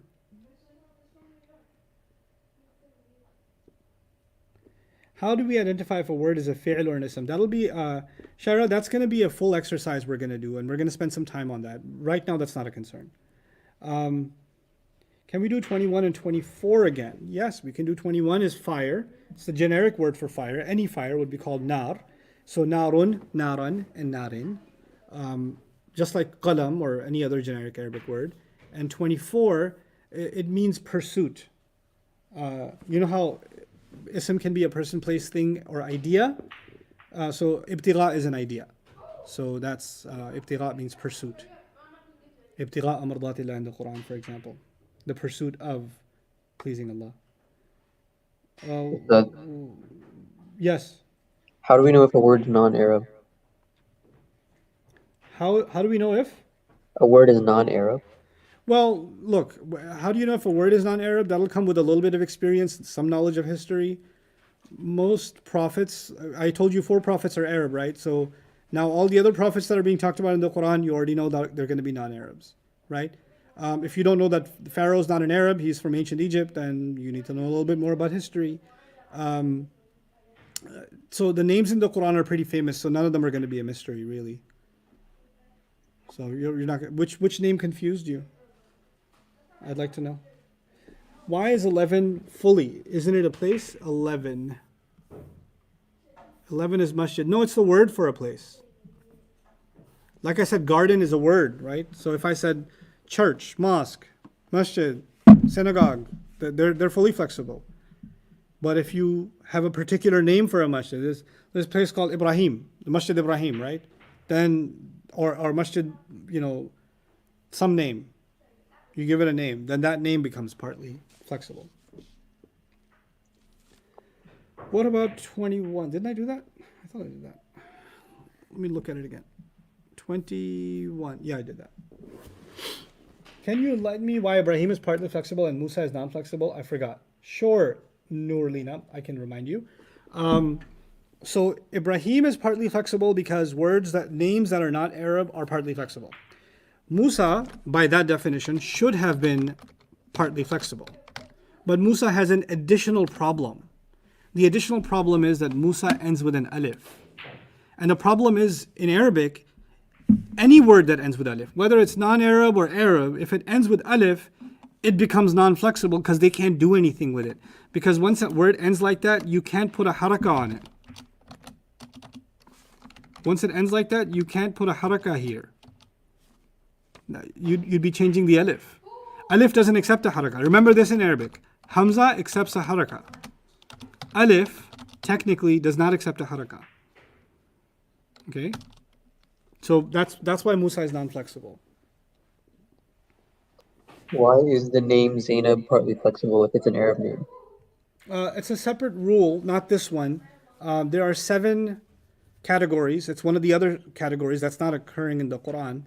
But I'll tell you about it. If you have in Arab society, if you have girls' names that you don't have a boy version of that name, then those names become partly flexible, and vice versa. So, for example, if you say Tayyib in Arabic, which is a boy's name, but you also have Tayyiba, right? Sorry, wrong letter.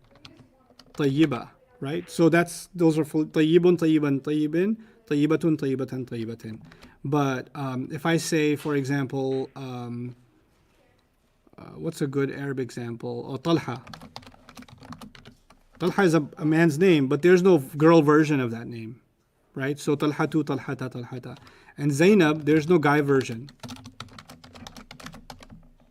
right? So Zainabu, Zainaba, Zainab. Same thing with Fatima. Fatima, there's no man version. There's no Fatim.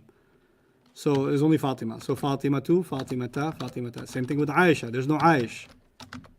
So because there's no equivalent male counterpart, that's why they become partly flexible. But that again is not Quran concern. That's more when we get into hadith literature, tafsir literature, then you'll see that stuff, inshallah. Can we go over number 14? We certainly can. 14. So Adam, somebody might think, well, first it needs to be clear, it's a non-Arab name because Adam alayhi salam is pre-ethnicities. So attributing a single ethnicity to Adam alayhi salam would be problematic for common sense reasons. The other thing is Adam is 4 letters. So it's not an Arabic word and it's 4 letters. How do we know it's 4 letters? Because this is actually this. Just like this is 2 letters, just like this is 2 letters, the same way this is actually 2 letters. So 1, 2, and then 3, 4. So it's not a 3-letter word. It's a 4-letter word. And that's why Adamu, Adama, Adama. Can you explain what a haraka is? Oh, good question. A haraka is this. A haraka is, let's just take the letter ba. This would be the ending haraka, haraka, haraka. And it could have a light. So basically, the Arabic word for ending sounds is haraka. Okay, that's what a haraka is.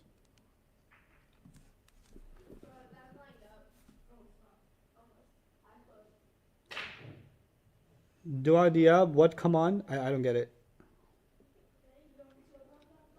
Do non-flexible words always have a or a sound at the end? No. So non-flexible words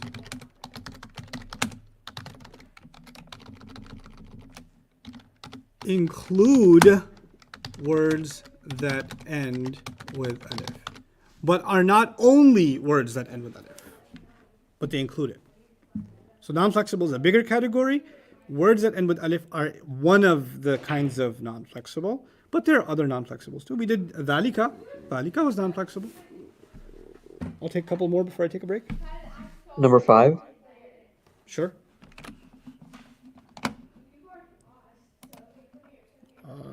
I don't know why that happens.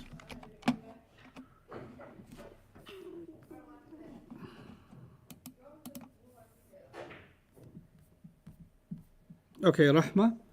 Rahma is the Arabic word for loving care, commonly translated also as mercy. So there's no reason to consider it partly flexible because it's not a non-Arabic word. It's not a place. And it's part of the 99.9% vocabulary of Arabic. So that's why it's fully flexible. So we're going to say that it's rahmatun and rahmatan and rahmatin. Or it can be light too when you need it to be. Rahmatu, rahmatan, rahmati.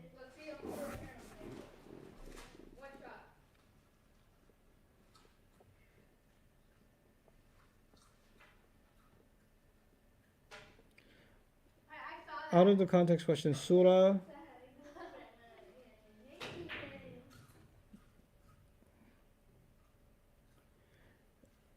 Are all plural objects feminine? Yes. Somebody asked that. We have a question on partly flexible and calling both make a word light. Can they be used together? Partly, yeah, they can. Why not? Look, you can say Ya Ibrahimu. Now it was already light for one reason. It's light. We can't make it lighter. You can do that. Why not?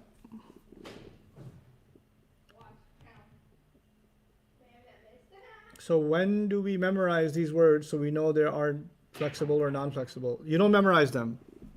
You do not memorize them. You already know the names of the prophets. That's because you're Muslim. You know who Ibrahim is. And you know he's not Arab.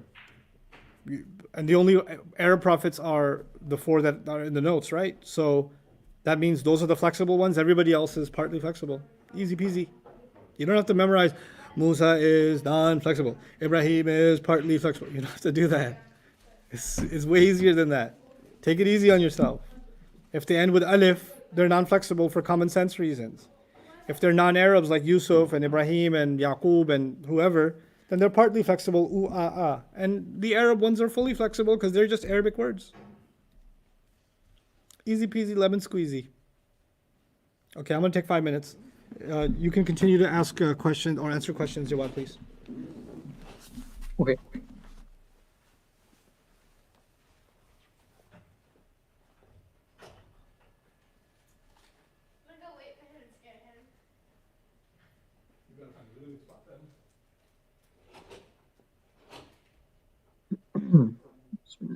How come the name Muhammad is flexible? The name Muhammad is flexible because it's an Arab name. So we don't have any reason for it not to be flexible. Remember, we don't need a reason for fully flexible.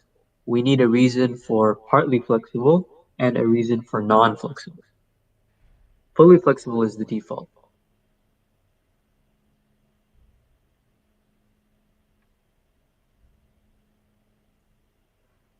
Are non-flexible words always light? No, they aren't.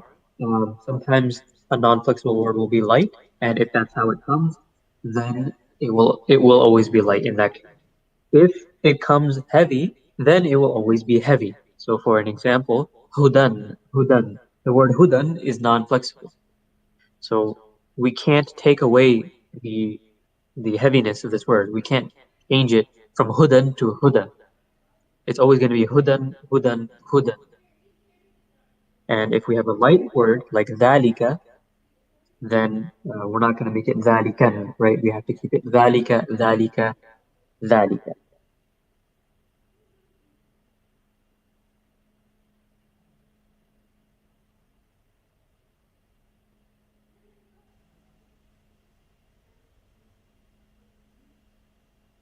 Princess Castle, thank you very much. I know about the echo, by the way. Mustan forgot to mute his side.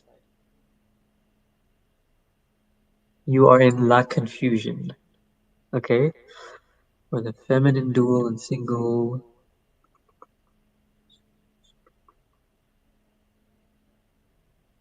So the only restriction is for the masculine plural. The masculine plural is only used for people. And that's the only restriction. Anything else can be used for anything else. Masculine dual, feminine plural, all of them can be used for people or objects. It's only the masculine plural that has the restriction.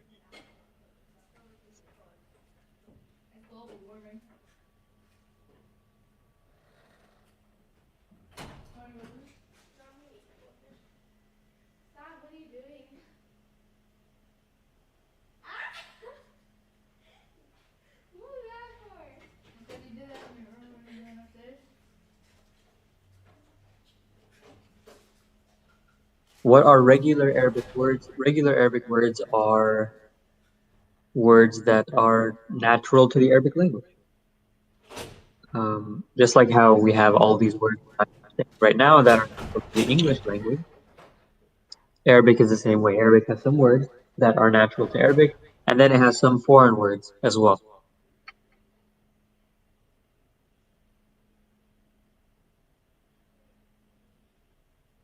Remember, is an ism with al always heavy? No. When we have al on a word, we don't look at light and heavy anymore. Light and heavy becomes irrelevant when we have al on a word.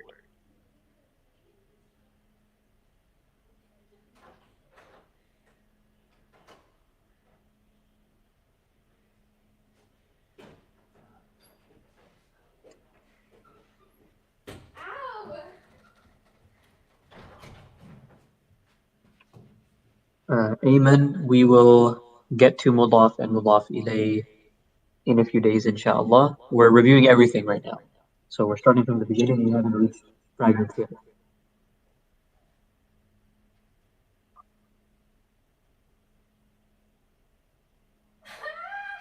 Ibtigha does not end in alif. There's a hamza after the alif, right? So ibtigha is ending in hamza. You give a high five. You just go for that. No, not. It's very trying to grab my hand. Okay, come on, Caleb. Yeah, come on. Go. Don't try to assault me.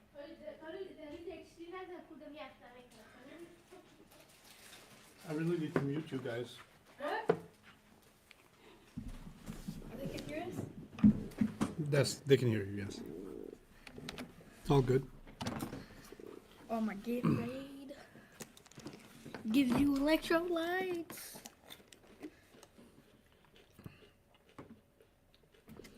Okay. Any outstanding questions that you think I should address before I keep moving? You guys did good with the flexibility thing. Somebody asked, what's the Arabic word for flexibility? They don't use a particular term grammatically. They just say that they give each of them a term. So some use the word sarf for it. Sarf al-asma. So they say al-munsarif for fully flexible, al-mamnu' min al-sarf for partly flexible, and al-mabni for non-flexible. Some even for al-mamnu' min al-sarf they also say ghayru munsarif for partly flexibles, but you're not more Islamic for knowing that. It's okay. Well, let's move on to number. Okay. It's only been an hour. It's been more than an hour. You only have an hour left. Oh yeah. It's been Yeah. 46, an hour and 46 minutes. Okay. Now we're talking about number. I'm quickly inching you guys to the point where, before I go on, so Hamza in the end can be fully flexible? Yes, Hamza can be fully flexible. Ma'un, ma'an, ma'in. Water. What about Ahmed? Can it be fully flexible? Ahmad's partly flexible, I'm sorry. But it's okay, don't feel bad. So is Maryam, and so is Nouman. Oh, okay. Okay. Yeah. We're all partly flexible. Ustad, Yeah. someone said they're in la confusion. For the feminine plural, feminine dual, and wait. masculine dual, is there any Repeat yourself, I'm sorry. Yeah.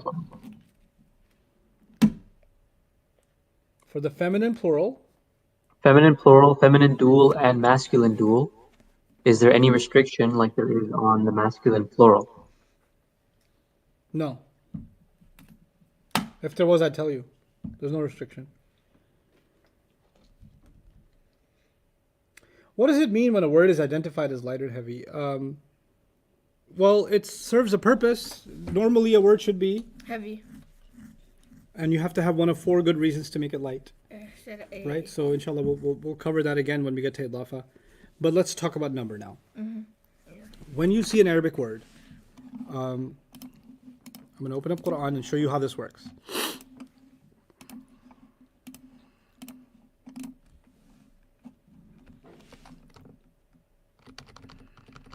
Okay. So I see a word like this, right? And I ask you as a teacher, I want you to tell me its status and its number. Okay. The thing is, most of the time, status, number, and gender are together. Together, yeah.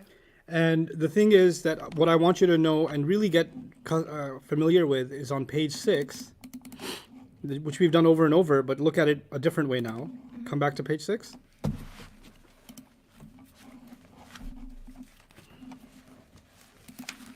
And let's think about page 6 as an answer key, not just for status. Let's think of it as more.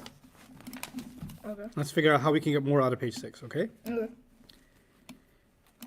If you see a word like Muslimun,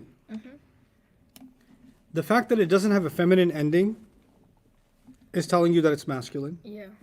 The fact that it has the ending sound can be a giveaway that it's singular, Yeah. and then it's telling you it's rafa. Actually, the ending sound is the only confusing one, which we'll spend more time on. But the easy ones, let's do those first. Muslimani, muslimaini, muslimaini. If you see ani, aini, aini, you already know you get the number. What's the number? The number is 2. 2. The answer will be 2. So the number has been solved. Yeah. You also get the status. Ani is rafa, aini could be nasab or jar. Yeah. So you got the number and you got the status. We're supposed to get 4 properties, right? Yeah. We got 2 already. Yeah. Just from aini, we got 2 already. Status and number. Yeah. There is no sign of feminine, and that kind of gives you the gender also. Yeah. Actually, the idea is that a combination should easily tell you 3 properties out of 4.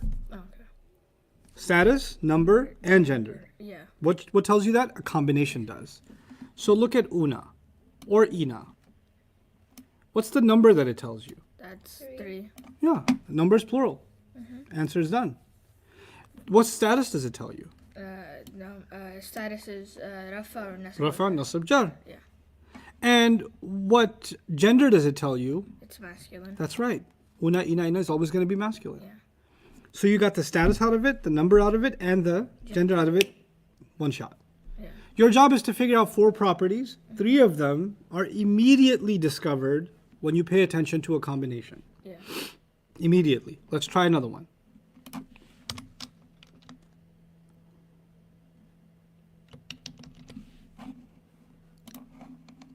Atun, atin, atin. Right? Yeah. I said, how many things can you figure out from a combination? 3 out of 4. Status, number, gender. You can tell this is going to be rafa, nasab, jar. Yeah. You can tell it's plural feminine. Yeah. Plural means you got the number. Feminine means you got the gender. Yeah. So immediately 3 properties have been taken care of. Yeah. If you see tani, taini, taini, like jannatani, jannataini, jannataini, mi'atani, mi'ataini, mi'ataini, right? Mudhammatani, mudhammataini, mudhammataini, naddakhatani, naddakhatani, naddakhatani. You know what that tells you? The ta tells you feminine. Yeah. Ani, aini already told you 2 rafa, 2 nasab, 2 jar. Status, number, gender. Yeah. Combinations can tell you status, number, gender immediately. Is that clear? We're not dealing with ending sounds yet, but combinations. Combinations give you 3 out of 4 answers super fast. Is everybody clear about that?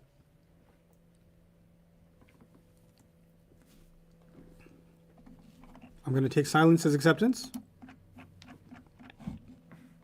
even though this is not a nikah ceremony.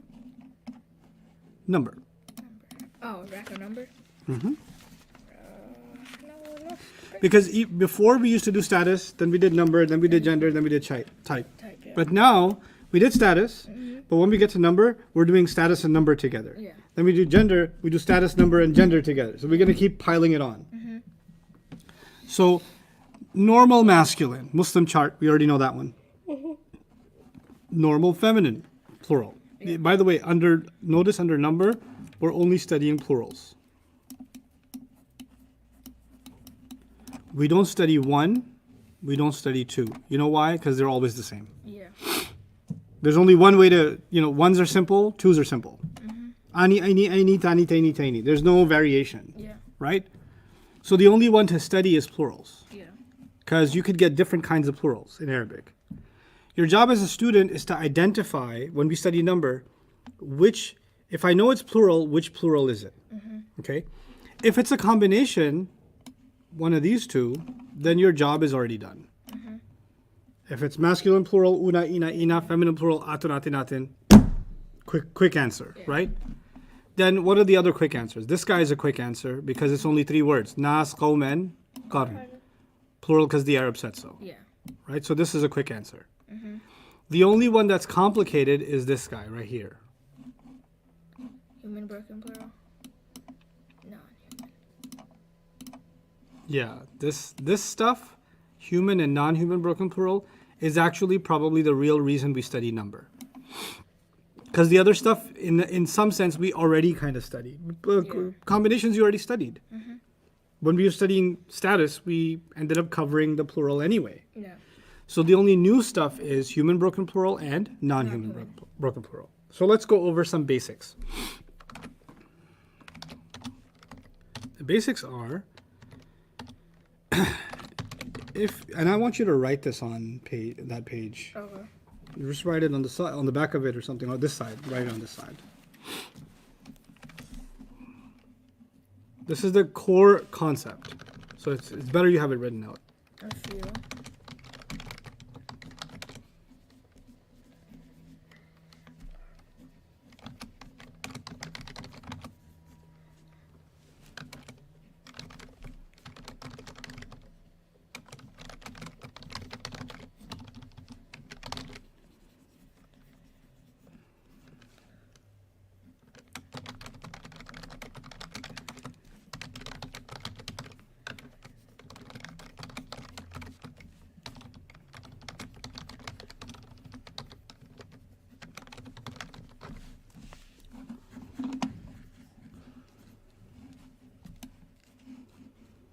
And the key phrase here is by name.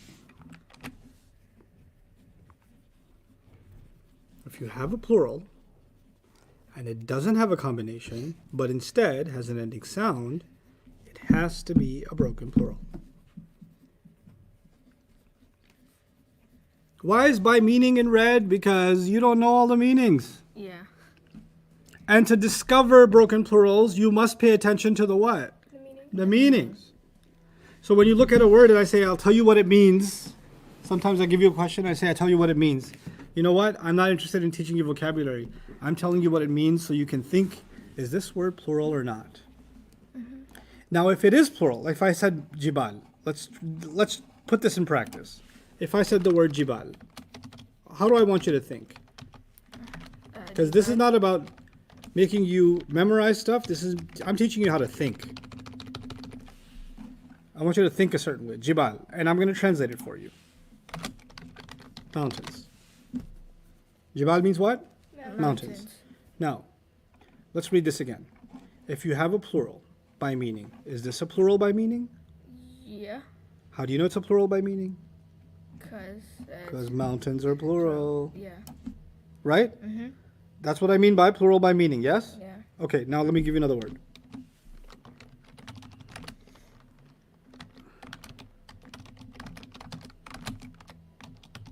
Means a slave. Oh, this is not. Is this plural by meaning? No. Okay, so what I'm teaching you right here doesn't apply to abd. Okay. Why? Because the first step, if you have a plural by meaning, isn't there. Yeah. But if I said this, if I replace this with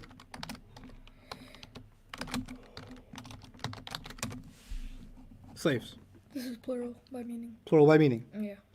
But look at it.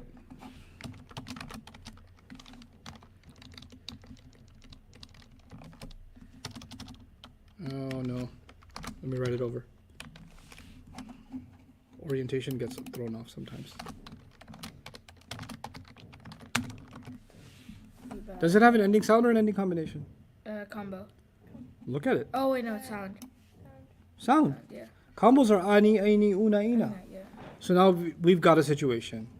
We've got that it's a plural, but it has an ending sound. Sound. Let's go back up. If you have a plural by meaning and it doesn't have a combination, was that true? Yeah. It's plural by meaning and it doesn't have a combination? Yep. But instead it has an ending sound. Did it have an ending sound? Yeah. Yep. It has to be a broken plural. Yeah. You got this process? Yeah. Okay, let's try a few more examples. Let's see if you can figure it out. But you can't figure this out if I don't give you the meanings, right?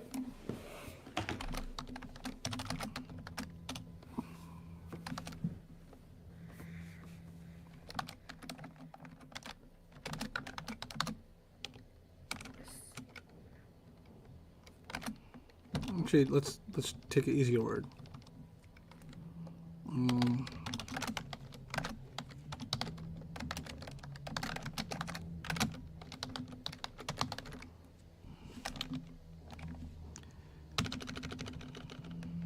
Follow the process. Okay. You gotta look if you have a plural by meaning. Is it? Yes. Okay.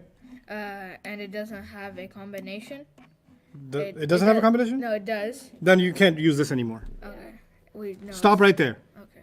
This won't work because we didn't meet that condition. You got it? Yeah. Okay.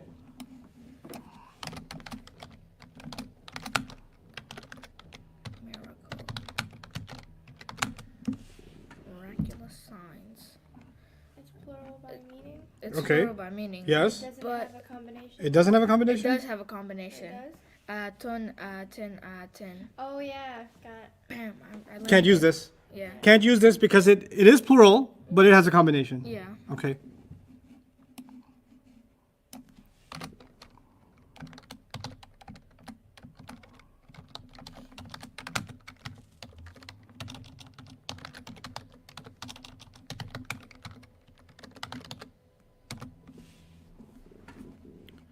Al-Islam, peaceful surrender. Peaceful surrender. Okay. Okay. Islam. If you have a plural by meaning, It's not plural. plural by meaning. it's not plural by meaning. Can't use this. Yeah. Okay. So it can only be a plural by meaning, and it has to have a sound combination. Sound combination? What's a sound combination? Or a sound A sound. in order for this process Yes. to work. Religions. Let's try. Religions. Is it plural by meaning? Yes. Okay. Nun. It's sound. It's sound. It's sound. Yeah. So Okay. therefore it has to be a broken plural. Has to be broken plural. Everybody comfortable with that process? This, I'm checking against this rule. Because some of you are lost at that first step. The moment you hear broken plural, your brain starts melting and starts coming out like boogers out of your nose. And you don't know what to do. This is what you do. The first thing is, I will give you the meaning. I'll have to, because you don't have the vocabulary. Once you have the meaning, so for example, if I said, suhufun. Let's try another one. في صحف مكرمة. Okay. صحف. في means in. Yeah. In. Honored. And honored Scrolls. scrolls. Oh, like those little things like that you open up and then Yes, yeah. yes. Scrolls. It's like from Suhuf is Concrete Pen. scrolls. Oh, okay. Okay? A scroll from Concrete Pen. Okay. Now, what's this process?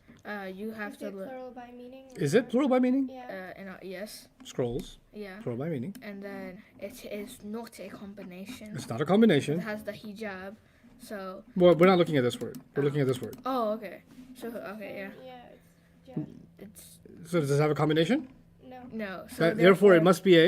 broken plural. That's how you know you have a broken plural. Oh, okay. Yeah. Because Okay. last time, like, I don't know how to like do the broken, but I just had to. Is this better? Yeah. Is this This helping? This is much better. Everybody, this is helping? There's a question about the plural because the Arab said so. What about it? No, But no, no, can- no. I don't want to take the question about the plural because the Arab said so, because I'm doing this. Is this clear? Is there a question about this? No questions about this. Okay, that's good. You see, you can do this. Let's go back. I'll get to the plural because the Arab said so, but I really want this first. Okay.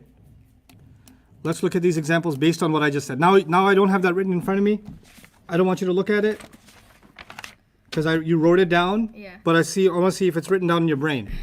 Come on. Okay. don't think. And I'm not even gonna write stuff. I'm just gonna show you and say it. Okay. So you really have to focus, okay? There we go. The word is ulama'u, Ulama'u. knowledgeable people. No. Ulama'u is, no, just look at the screen. Ulama'u is Okay. knowledgeable people. Yeah. Ulama, knowledgeable people. Mm-hmm. People. So people is multiple people. So therefore, this is Plural by plural meaning. by meaning, Okay. and it doesn't have a combination. So therefore, this is a broken plural. Yes, this is a broken plural. Messengers. Messengers. This is plural by meaning, and it doesn't have combination. So therefore, it's a broken plural. Allah. Finally, I'm not making you feel like the panda. No, you always make me proud. The panda's a joke. Malaikatu. So this Angels. angels. This plural by meaning, It's a and combination, so it can't be. It's a combination? no, it's not a combination. So therefore, this is a I broken was plural. thinking- No, because it has the hijab. If it has the hijab, it can't be a plural. Hijab can never be a combination. Oh, I was gonna make a joke, but then I realized I shouldn't because it's Okay. an actual person. Okay. It was just Muhammad Hijab. You know him? I was gonna say, oh, Muhammad Hijab. So anyway, malaikatu, Yeah. Malaikatu. angels, Yeah. Is the broken plural? is a broken plural. Yeah. This is a broken plural because you figured out, I told you by meaning it's plural, but it didn't have a combination, right? That's how it's a broken plural. All right. Let's try these. Kitabun. No, it doesn't say Kutubun. kitabun. Kutubun. Yeah. Doesn't say kutubun. Kutubun. Kutubun. Yeah. Don't be a tourist. I really like your kutubun.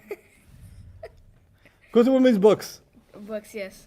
So books, it is plural by meaning, and it doesn't have an ending combination, so therefore this is a broken plural. Okay, let me ask you a further question. There are two options for broken plurals, human or non-human. Oh, this is non-human. Right, that's also by meaning. Yeah. The meaning tells you which one to pick. Yeah.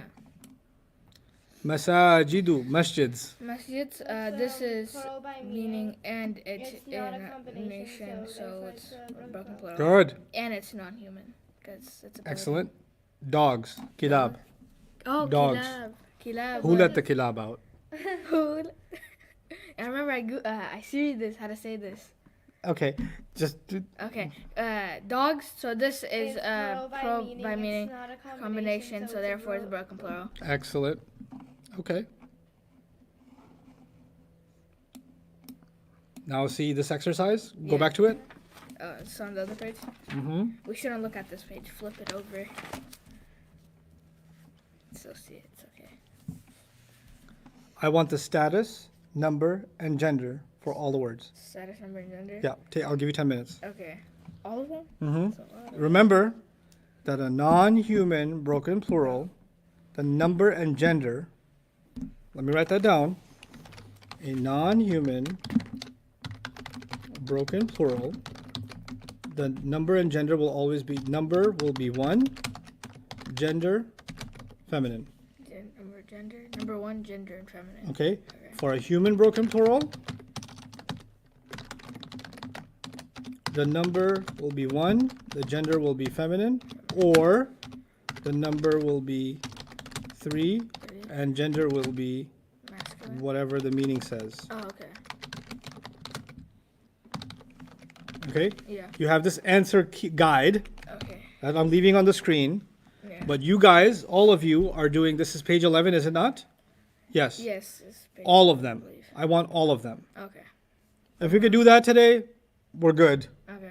Okay, this is all I want. If we finish this page properly, we're done for the day. Alhamdulillah. Okay. Okay. Jibad. Okay. Gender can wait till tomorrow, no problem. Okay. This is so status. Follow the rules I gave you. Okay. You know, whether or not it's a plural by meaning, what should you do if it's a plural by meaning, Yeah. and then look at this hint. I'm leaving this hint on the screen. Okay. 10 minutes. Al jibal. This is plural by meaning. It is. I'm gonna not a mute these guys combination- so you guys can concentrate. It's not a combination, Sahad.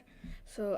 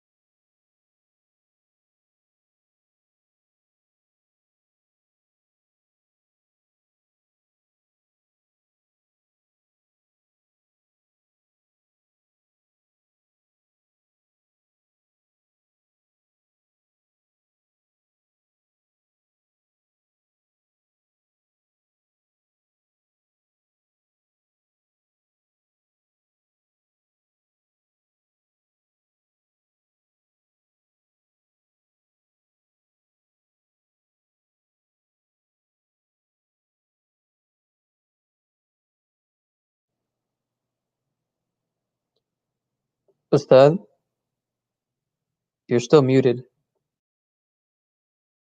I'm letting them finish. I'm giving them 2 more minutes. I don't want everybody to hear their process. Okay.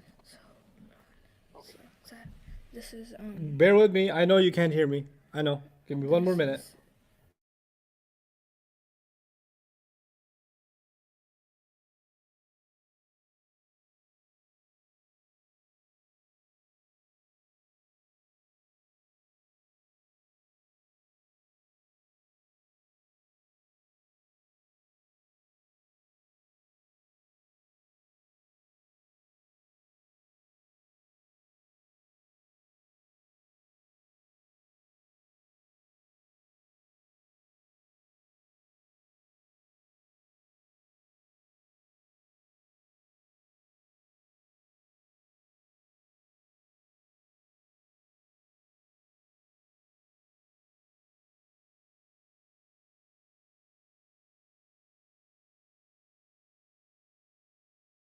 Okay, let's go over it together, everybody.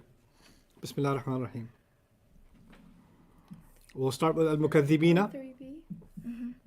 I'm going to explain each of them. Jawad, everybody focus.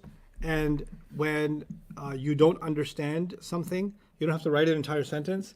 When I go over it, like if I'm going over number 1, then you can just write the word number 1, and Jawad can pause me and say, Ustad, they're writing a question about number 1. Okay, so you just post the number if you want me to stop again or repeat. Okay, al-Mukaththibina. I only want 3 properties. I want status, number, and gender. Okay, So- you guys skipped al-Mukaththibina. That's okay. Let's do it together. Ina is a combination. So yeah. forget about the broken plural thing. Yeah. The combination is from the masculine group, Muslimuna, Muslimina, Muslimina. The status is going to be nasab or jar. Yeah. The gender is going to be masculine because it's the masculine Yeah. chart. The number is going to be plural because it's in the plural column. Plural. Okay. Number 2, al-jibala. Al-jibala. The rule I gave you is if you see a word that is plural by meaning, is it? Yes. Yes. Mountains, it's plural by meaning, and it doesn't have an ending combination. It does not have an ending combination. Then it must be a broken plural. Then you have to decide if it's human or non-human. It's non-human, and I wrote this. I said non-human broken plurals, the answer will be one feminine. Yeah. Right? So singular feminine, and it's the ending sound a, Yeah, it comes from nasab. nasab. Nasab, singular feminine. Nasab, 1F, and 1F. Yeah. Got it? Yeah. Okay. Well, I'm going to go through all of them. I'm going to go through Tayyiba, I'm going to go through all of them. Wujuhun, faces. Okay. Well, is it plural by meaning? Yes. Okay. Does it have a combination at the end? No. No. That means it's a non-human broken plural. But Ustad, the human being has a faith. Yes. So does a monkey. Faces, even if they're human faces, are not humans. They are part of a human. Yeah. My face is an it. Yeah. It's not a he or a she. My hands are it, not a he or a she. So part of a person is not a person. It's still a thing. Okay, so this is a non-human broken plural. Therefore, the answer is going to be by ending sound rafa, Because of hun, it rhymes with un. right? So. And then therefore- one feminine. Yeah. Because broken plurals, we just go with one feminine. Okay. Nisa is tricky. Nisa has 2 answers. Nisa has 2 answers. So let's, the status is easy. Is nasab, Sub, yeah. right? Is nasab. Now, the thing is, nisa means women. So is it plural by meaning? Yeah. No, It it's is- not. Women is not plural by meaning? It is. Oh, it is. It is plural by meaning. Okay, you should have written women's. Woman. So it is plural by meaning. Yeah. Okay. Now that it's plural by meaning, is it non-human or human? It's human. It's human. Women are human, Oh, yeah. right? So now I have to go here. One answer is going to be, for this one, for Nisa, one answer is going to be nasab because of the a, Yeah. one feminine Okay. because it's a broken plural, Yeah. right? That's right here. I said if it's a human broken plural, you can use one feminine, Yeah. right? Or, which means there's a second answer. Yeah. Whenever you have a human, you have 2 answers. Okay. Human broken plural, 2 answers. Okay. What's the 2 answer? The second answer. The number is going to be plural. Plural. Yeah. So I'm going to start writing my second answer. It's still nasab. That didn't change. It's plural now. And It says gender, whatever the meaning tells you. After gender, I wrote what? Whatever the meaning tells you. Well, what does the meaning tell you? Masculine or feminine? Feminine. Yeah, that's why feminine. Okay. So next time we just want to. So this time I wrote feminine because it's a broken plural. Yeah. This time I wrote feminine because it's women. Yeah. Okay? So Questions about that one? That one needs to be absolutely clear. So just like next time, if it's like women, you just want us to write both of the answers. Right, if it's men, women, angels, prophets, scholars, disbelievers. If it's people, and it's a broken plural, 2 answers. you're going to get 2 answers. So you just want us to put both of them. Yes, Okay. this or this. Okay. Quran will use both of them. Yeah. Either one in some places, right? Jawad, everybody's clear about that one? Yeah, the main question is, how do we know which one to use? You don't. Quran's already used it. You just got to understand when it was used. Yeah. Al-biharu, seas. Seas. So this is a. Is it plural by meaning? It's plural by meaning, and it doesn't have a combination, so it will be one feminine, and it will be rafa, because oo rhymes with One oo. feminine and rafa. Yeah. Rest in rafa. No, RIF. R1F. R1F. Okay. Riff. Roof. Okay. One. I think we do need to go over number 4 again. So. Okay, everybody pay attention. Nisa is plural by meaning. Yeah. Right? When it's plural by meaning and it doesn't have una or atun, meaning something is plural by meaning and doesn't have a combination, then what is it called? Bro. A broken plural. So it's a broken plural for sure. Yeah. Okay, when it's a broken plural, you get the answer singular feminine. The nasab came from the ending sound. So, yeah. The nasab here came from the ending sound. But the question is this a human broken plural or a non-human broken plural? It's a human broken plural. Okay, this is the clue sheet I left. I said there are 2 scenarios. There's the non-human broken plural scenario, and there is the human broken plural scenario. Which one should we be thinking about right now when we're doing Human. this up? The human one. Yeah. Now in the human one, you say the number and gender could be one and feminine. We did that one. Yeah. Everybody, we did that one. The one we didn't do is, or the number could be what it really is. Yeah. Because it is in fact a plural. So I put 3. The nasab is still nasab, but I put 3. And then the gender will be determined by whatever the meaning tells you. What does the meaning tell you? It's women, so it's feminine. Now you've got 2 answers, N1F grammatically, and N3F literally. Yeah. These 2, what that means in the Quran is sometimes you will see this one and sometimes you will see this one, and we will analyze the difference between them when we get more advanced. Okay. But we cannot get to that stage if you're not good at recognizing these 2 possibilities. Yeah. So right now I just need to get you to the level where if I say, hey, this is being treated singular feminine, or it's being actually treated plural feminine, you can tell what that means. That's where I need you to get to. Why is this significant? That's a later discussion. So I hope that made it clear about Nisa. Okay? So will human broken plurals always have 2 answers? Yes, in our class, human broken plurals will always have 2 answers. Yeah. One answer will always be singular feminine. The other answer will always be plural something. Why do I say something? Because I don't know. Are these humans men or women? Right? So that the meaning will decide. Yeah. So one answer, singular feminine always. The other answer, plural masculine or plural feminine, depending on what we're talking about. If it's talking about prophets, it's going to be plural masculine. If it's talking about disbelieving women, it's going to be plural feminine. Right? So it'll depend. Al-mutanafisuna. Those who race / compete. So this is not plural by meaning, so that's already out. And now we just look at una, so it's a combination already. So una is it comes from the 3rd row, so it is rafa 3 plural. Rafa 3 is already plural. Oh, I want the gender. oh, the gender. This would be masculine. Good, masculine chart. Yeah. Al-quburi. Al-qubur. Maryam, go through the process. Okay, so this is, so it's plural by meaning. Good. It's not a combination, so it's a broken plural. Excellent. And it's one feminine. Easy peasy lemon squeezy. And it's Just jet. making lemonade. And it's jar. But Ustad, I wrote J1F.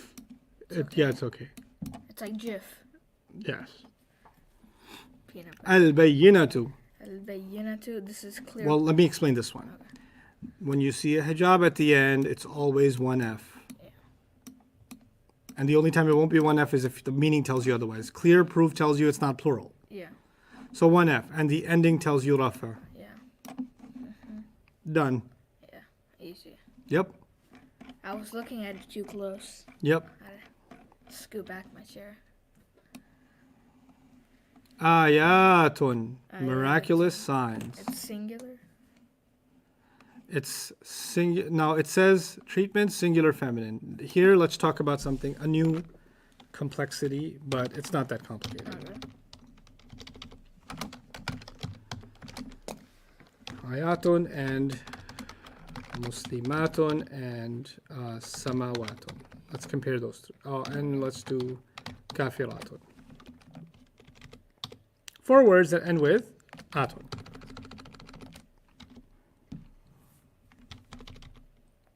Do they all have the same combination?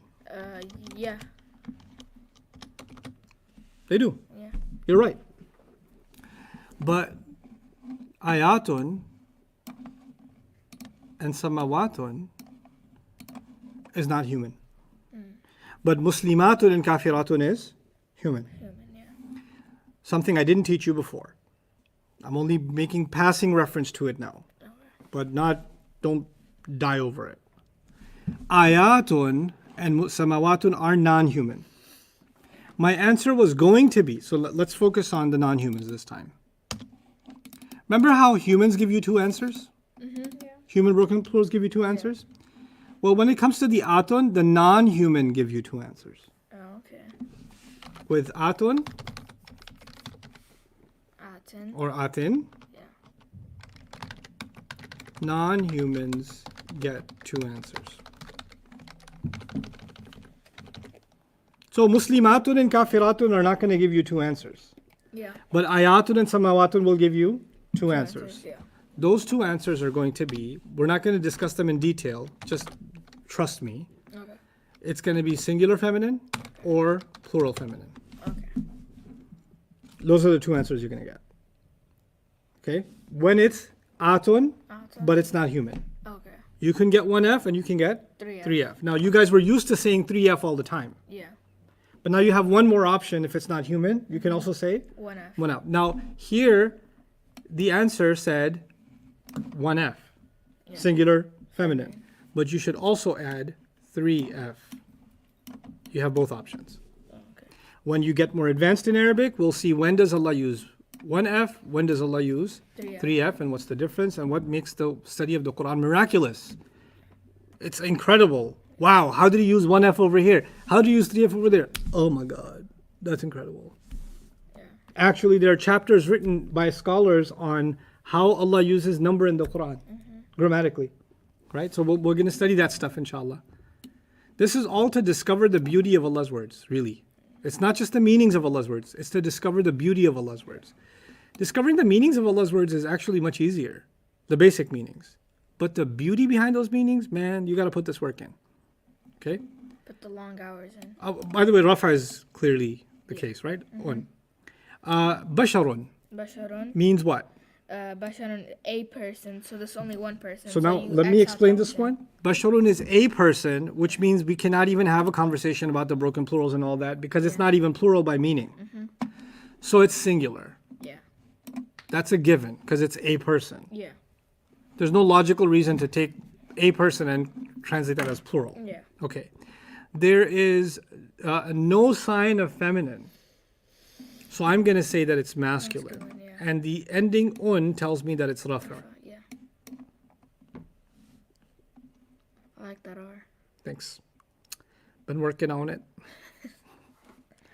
Al-Jahim Al-Jahim. is one of the names for the hellfire is actually the Jahim is from juhum, which is the you know when animals are about to strike their prey, their pupils dilate, Yeah.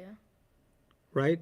When a lion is about to devour its prey, its pupils dilate. Yeah. That's called juhum. Jahannam. And the fire of hell, when it sees its victim, it dilates, and that's when it's called jahim. So that's one of the scariest names of hellfire. Allah protect us from hellfire. I mean, So the ending sound tells you that it's nasab, yeah, it's nasab. right? Yeah. And it's And one. hellfire is not multiple, it's one. Yeah. So that's one. And then And it's all feminine, words for hell are feminine yeah.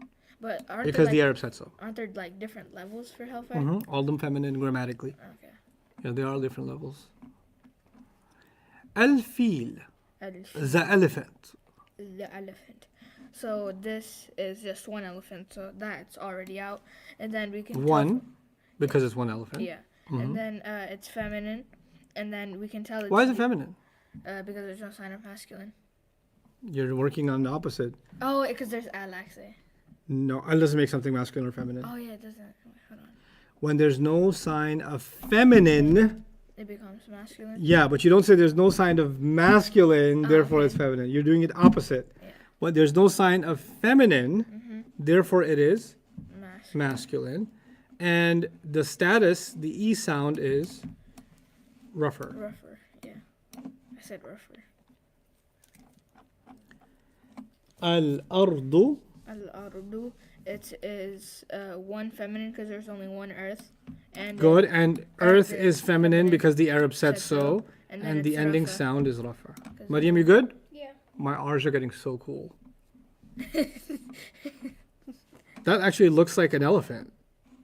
Oh, it does. That's a pretty sick looking elephant. Oh my gosh. Yeah. I'll make a t-shirt with that. Okay. A'malun. A'malun.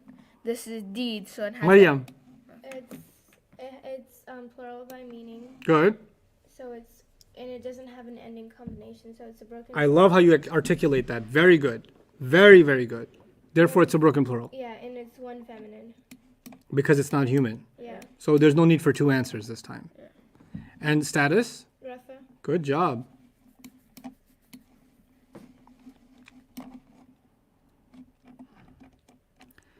The angels. You want me to explain? Let me explain this. Okay. The angels will be under the human category. Yeah. It is plural by meaning, angels, and it does not have a combination, so it's definitely a broken plural. Okay. But I'm going to have to add an H here and say it's a human broken plural because we consider human, the human category will include humans, angels, and jinns, right? For grammar purposes. Now, it is rafa because of the U ending. Now, if I go back to my clues that I wrote for you,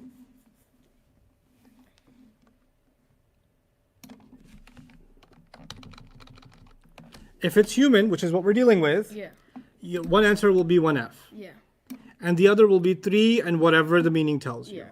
Okay, so one answer is R1F. The other answer is still R, because U is still U, Yeah. and it's 3, and it's going to be M. Why? Because angels are not females. Yeah. Okay? Literally. Yep. So whatever the meaning tells you here would leave you R3M. Questions about that one? Yes. Why, when we see the Tamarbuta at the end, why can't we just assume it's singular feminine and stop there? No, Tamarbuta has nothing to do with gender sometimes. Remember this. Tamarbuta has nothing to do with gender sometimes. When I taught you certain endings are feminine, did I say every time you see them they're feminine? No. Or did I say some words that have that are feminine? Right? Or many words that have that are Many feminine? words. Tamarbuta does not make a word feminine necessarily in Arabic. It does not. It's simply not the case. So get used to that. That's for kindergarten Arabic. Y'all in the PhD program. Also, Ustad, I believe you said Al-Fil, number 12, was Rafa, but it should be Ja. And that's confusing a lot of people. Al-Fil is... I wrote that it's Rafa? I put Jad and then. What are you talking about? I think I that put We put Judd. Jad and then we erased You Jad, guys are right? confused. Yeah. Pay attention next time. Don't be Oh, I confused. changed my answer for that. guys. Come on, go. You guys changed your answer. Didn't even question me. No, I knew it But was you yes. put J and you put R. No. Oh, I did put R. You put both of them. No, I meant to put masculine. Blind followers. Rajulaini. Rajulaini. Rajulaini. Okay. You going to explain? I mean, I'd like you to explain. Okay. So, guys, as we can see, we pull out the binoculars. You see Ina. So, Muslimun, Musliman. I don't see Ina. You Your don't see- binoculars are bad. Made in China? Aini. I'm sorry. Aini. Yeah, they're probably made in China. So, Aini. So, Rajulaini. So, Muslimun, Musliman, Muslimani, Muslimaini, Muslimaini. So, you can already tell that's from the second part. So, that's 2. And then, obviously, it's 2 men. So, we can already tell those are masculine. And you can tell it's from the NJ sign. So, bam. Hypothesis. Oh, wait, no, it's not hypothesis. That was, what was it called? Hold on. There's like a college word for it. It sounded like really smart. Thesis. Thesis, yes. That's my thesis. Okay. Good job. Now I'll take any questions you got on this page. If you guys the survive question- this page, we're exactly where we need to be. Yay. There's still some confusion over al-malaika. Okay, let's do it. Slow down with Malaika and do it again. I cannot lose you yet. I'm going to go step by step. Stay with me. Wait, before we do Malaika, everybody stand up. Do like 10 quick jumps. Come on. Get your blood flowing. Class is almost over. Okay.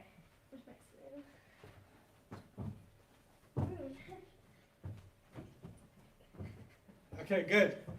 Get the blood flowing. All right, we got this. Come on, al-malaika. Good job. First thing, I told you that it means angels. Yes. Super small. Angels. Okay, angels. Now, the rule I gave you was if it's plural by meaning Yeah. and it doesn't have a combination, then it's a broken plural. Yeah. Does al-malaika meet that condition? Yes. Is it plural by meaning and it doesn't have a combination? Yes, Therefore, sir. it's a broken plural. Is that clear to everybody that al-malaika is a broken plural? Because everything else we say is going to depend on that. Yes, you should jump too.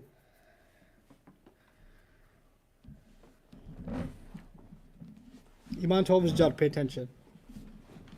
Everybody's good with that, Jawad? Looks like it. Okay, al-malaika is a broken plural. And I'll write it out.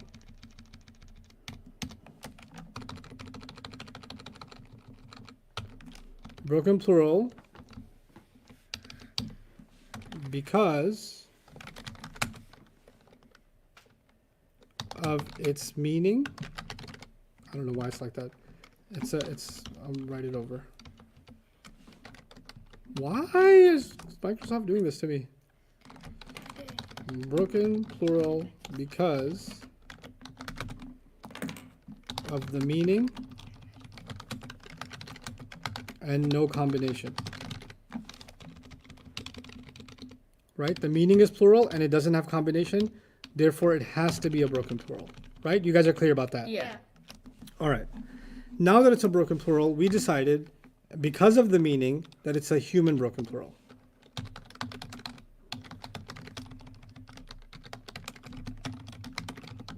That's also coming from the meaning. Because we include angels and jinns in that discussion. Yeah.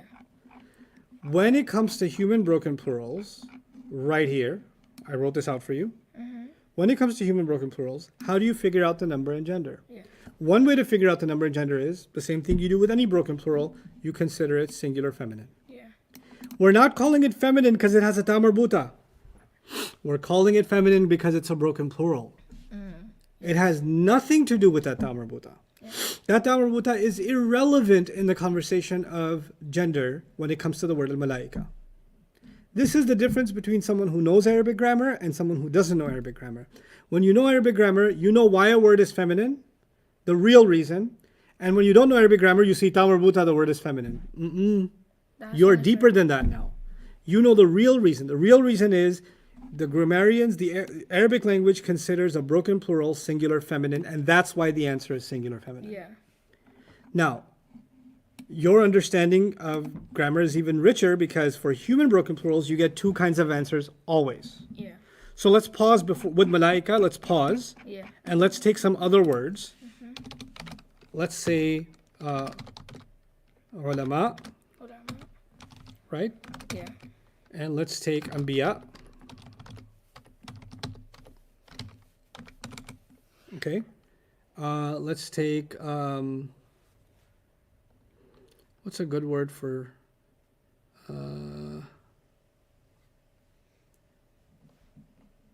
I can't think of a female broken plural. Okay, let's take this out for now. Now you'll think all broken plurals have alif and mad at the end, so I'll change that because you guys come up with your own rules when I do that. So let's just say kafara. Oh, that's a good example. Yeah, ulaika humul kafaratul fajr. Yeah. Okay, now I want you to think about all of this. Ulama is, we'll just make it easier, meaning, wow, it's tiny. Why is it so small? I don't know why Microsoft hates me today. Are you bullying me? Okay. All right. You know what? Fine.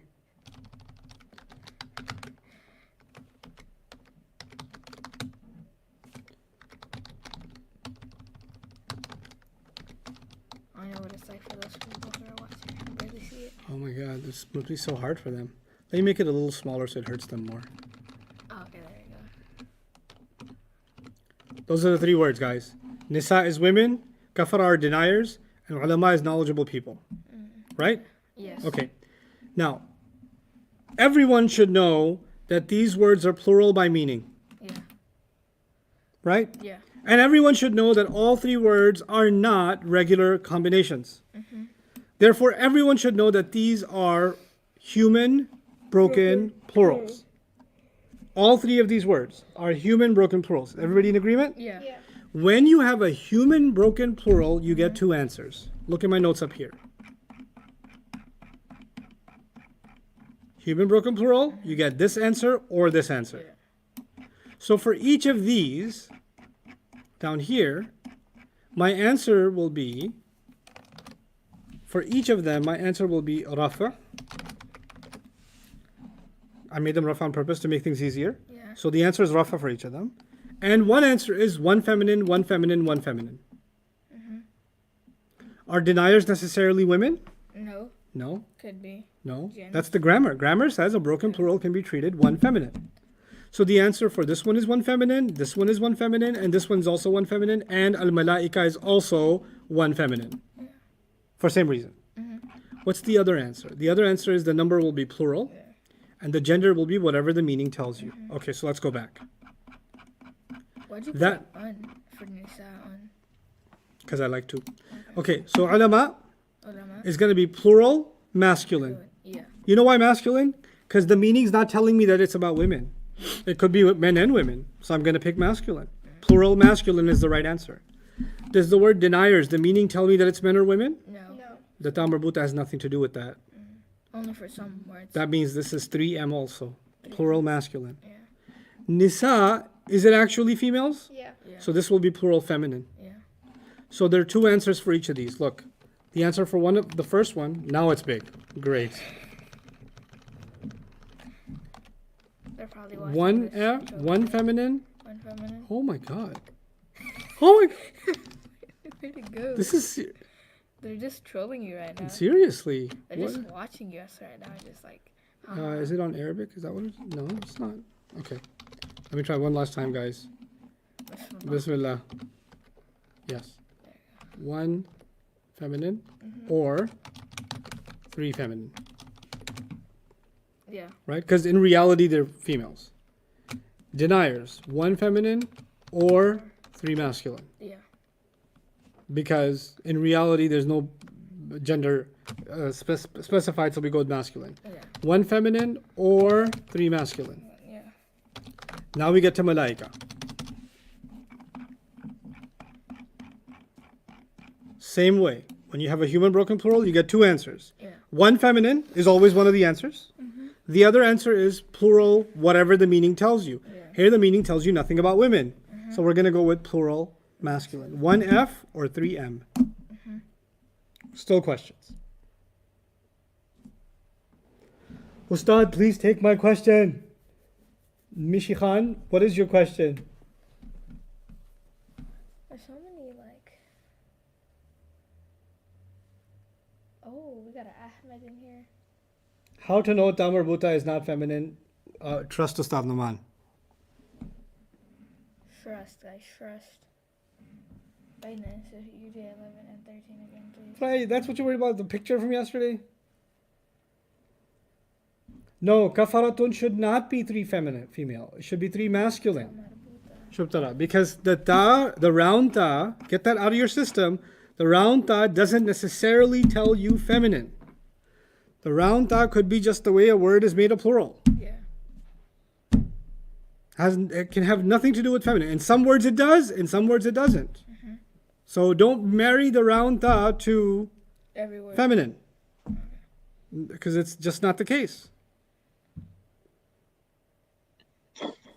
Why is the second definition always plural something? Like where Because does the plural part come from? okay, so let's talk about that. Human broken plurals, right? Yeah. They can be now we'll look at the same concept but a different way. They can be treated singular feminine, right? Yeah. Which is the crazy Arabic rule, Yeah. right? Because even though they're plural, they're being treated singular feminine. Yeah. Or they are treated based on common sense. Yes. So actually the second answer is just common sense. Okay. So if it's prophets, then it's going to be plural masculine Yeah. because that's common sense. If it's women, it's going to be plural feminine because that's common sense. Yeah. If it's angels, then it's going to be plural masculine because that's common sense. Yeah. Get it? So the first answer is crazy, the second answer is common sense, and the thing you have to understand is you're having trouble with common sense.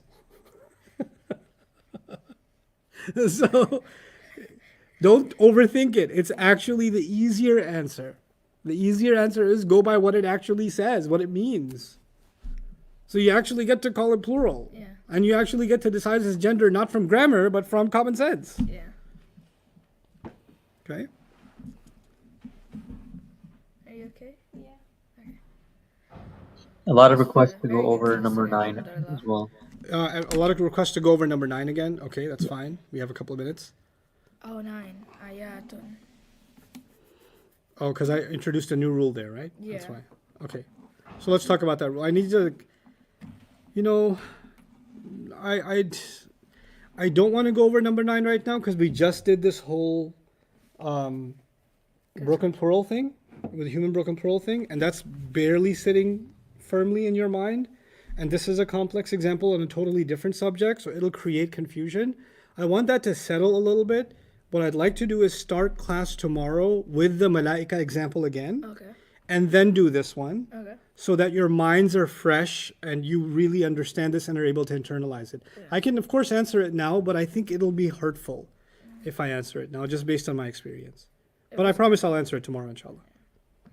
Okay? Do you memorize it? Barakallahu wa lakum. Ah, you messed up. Open it up.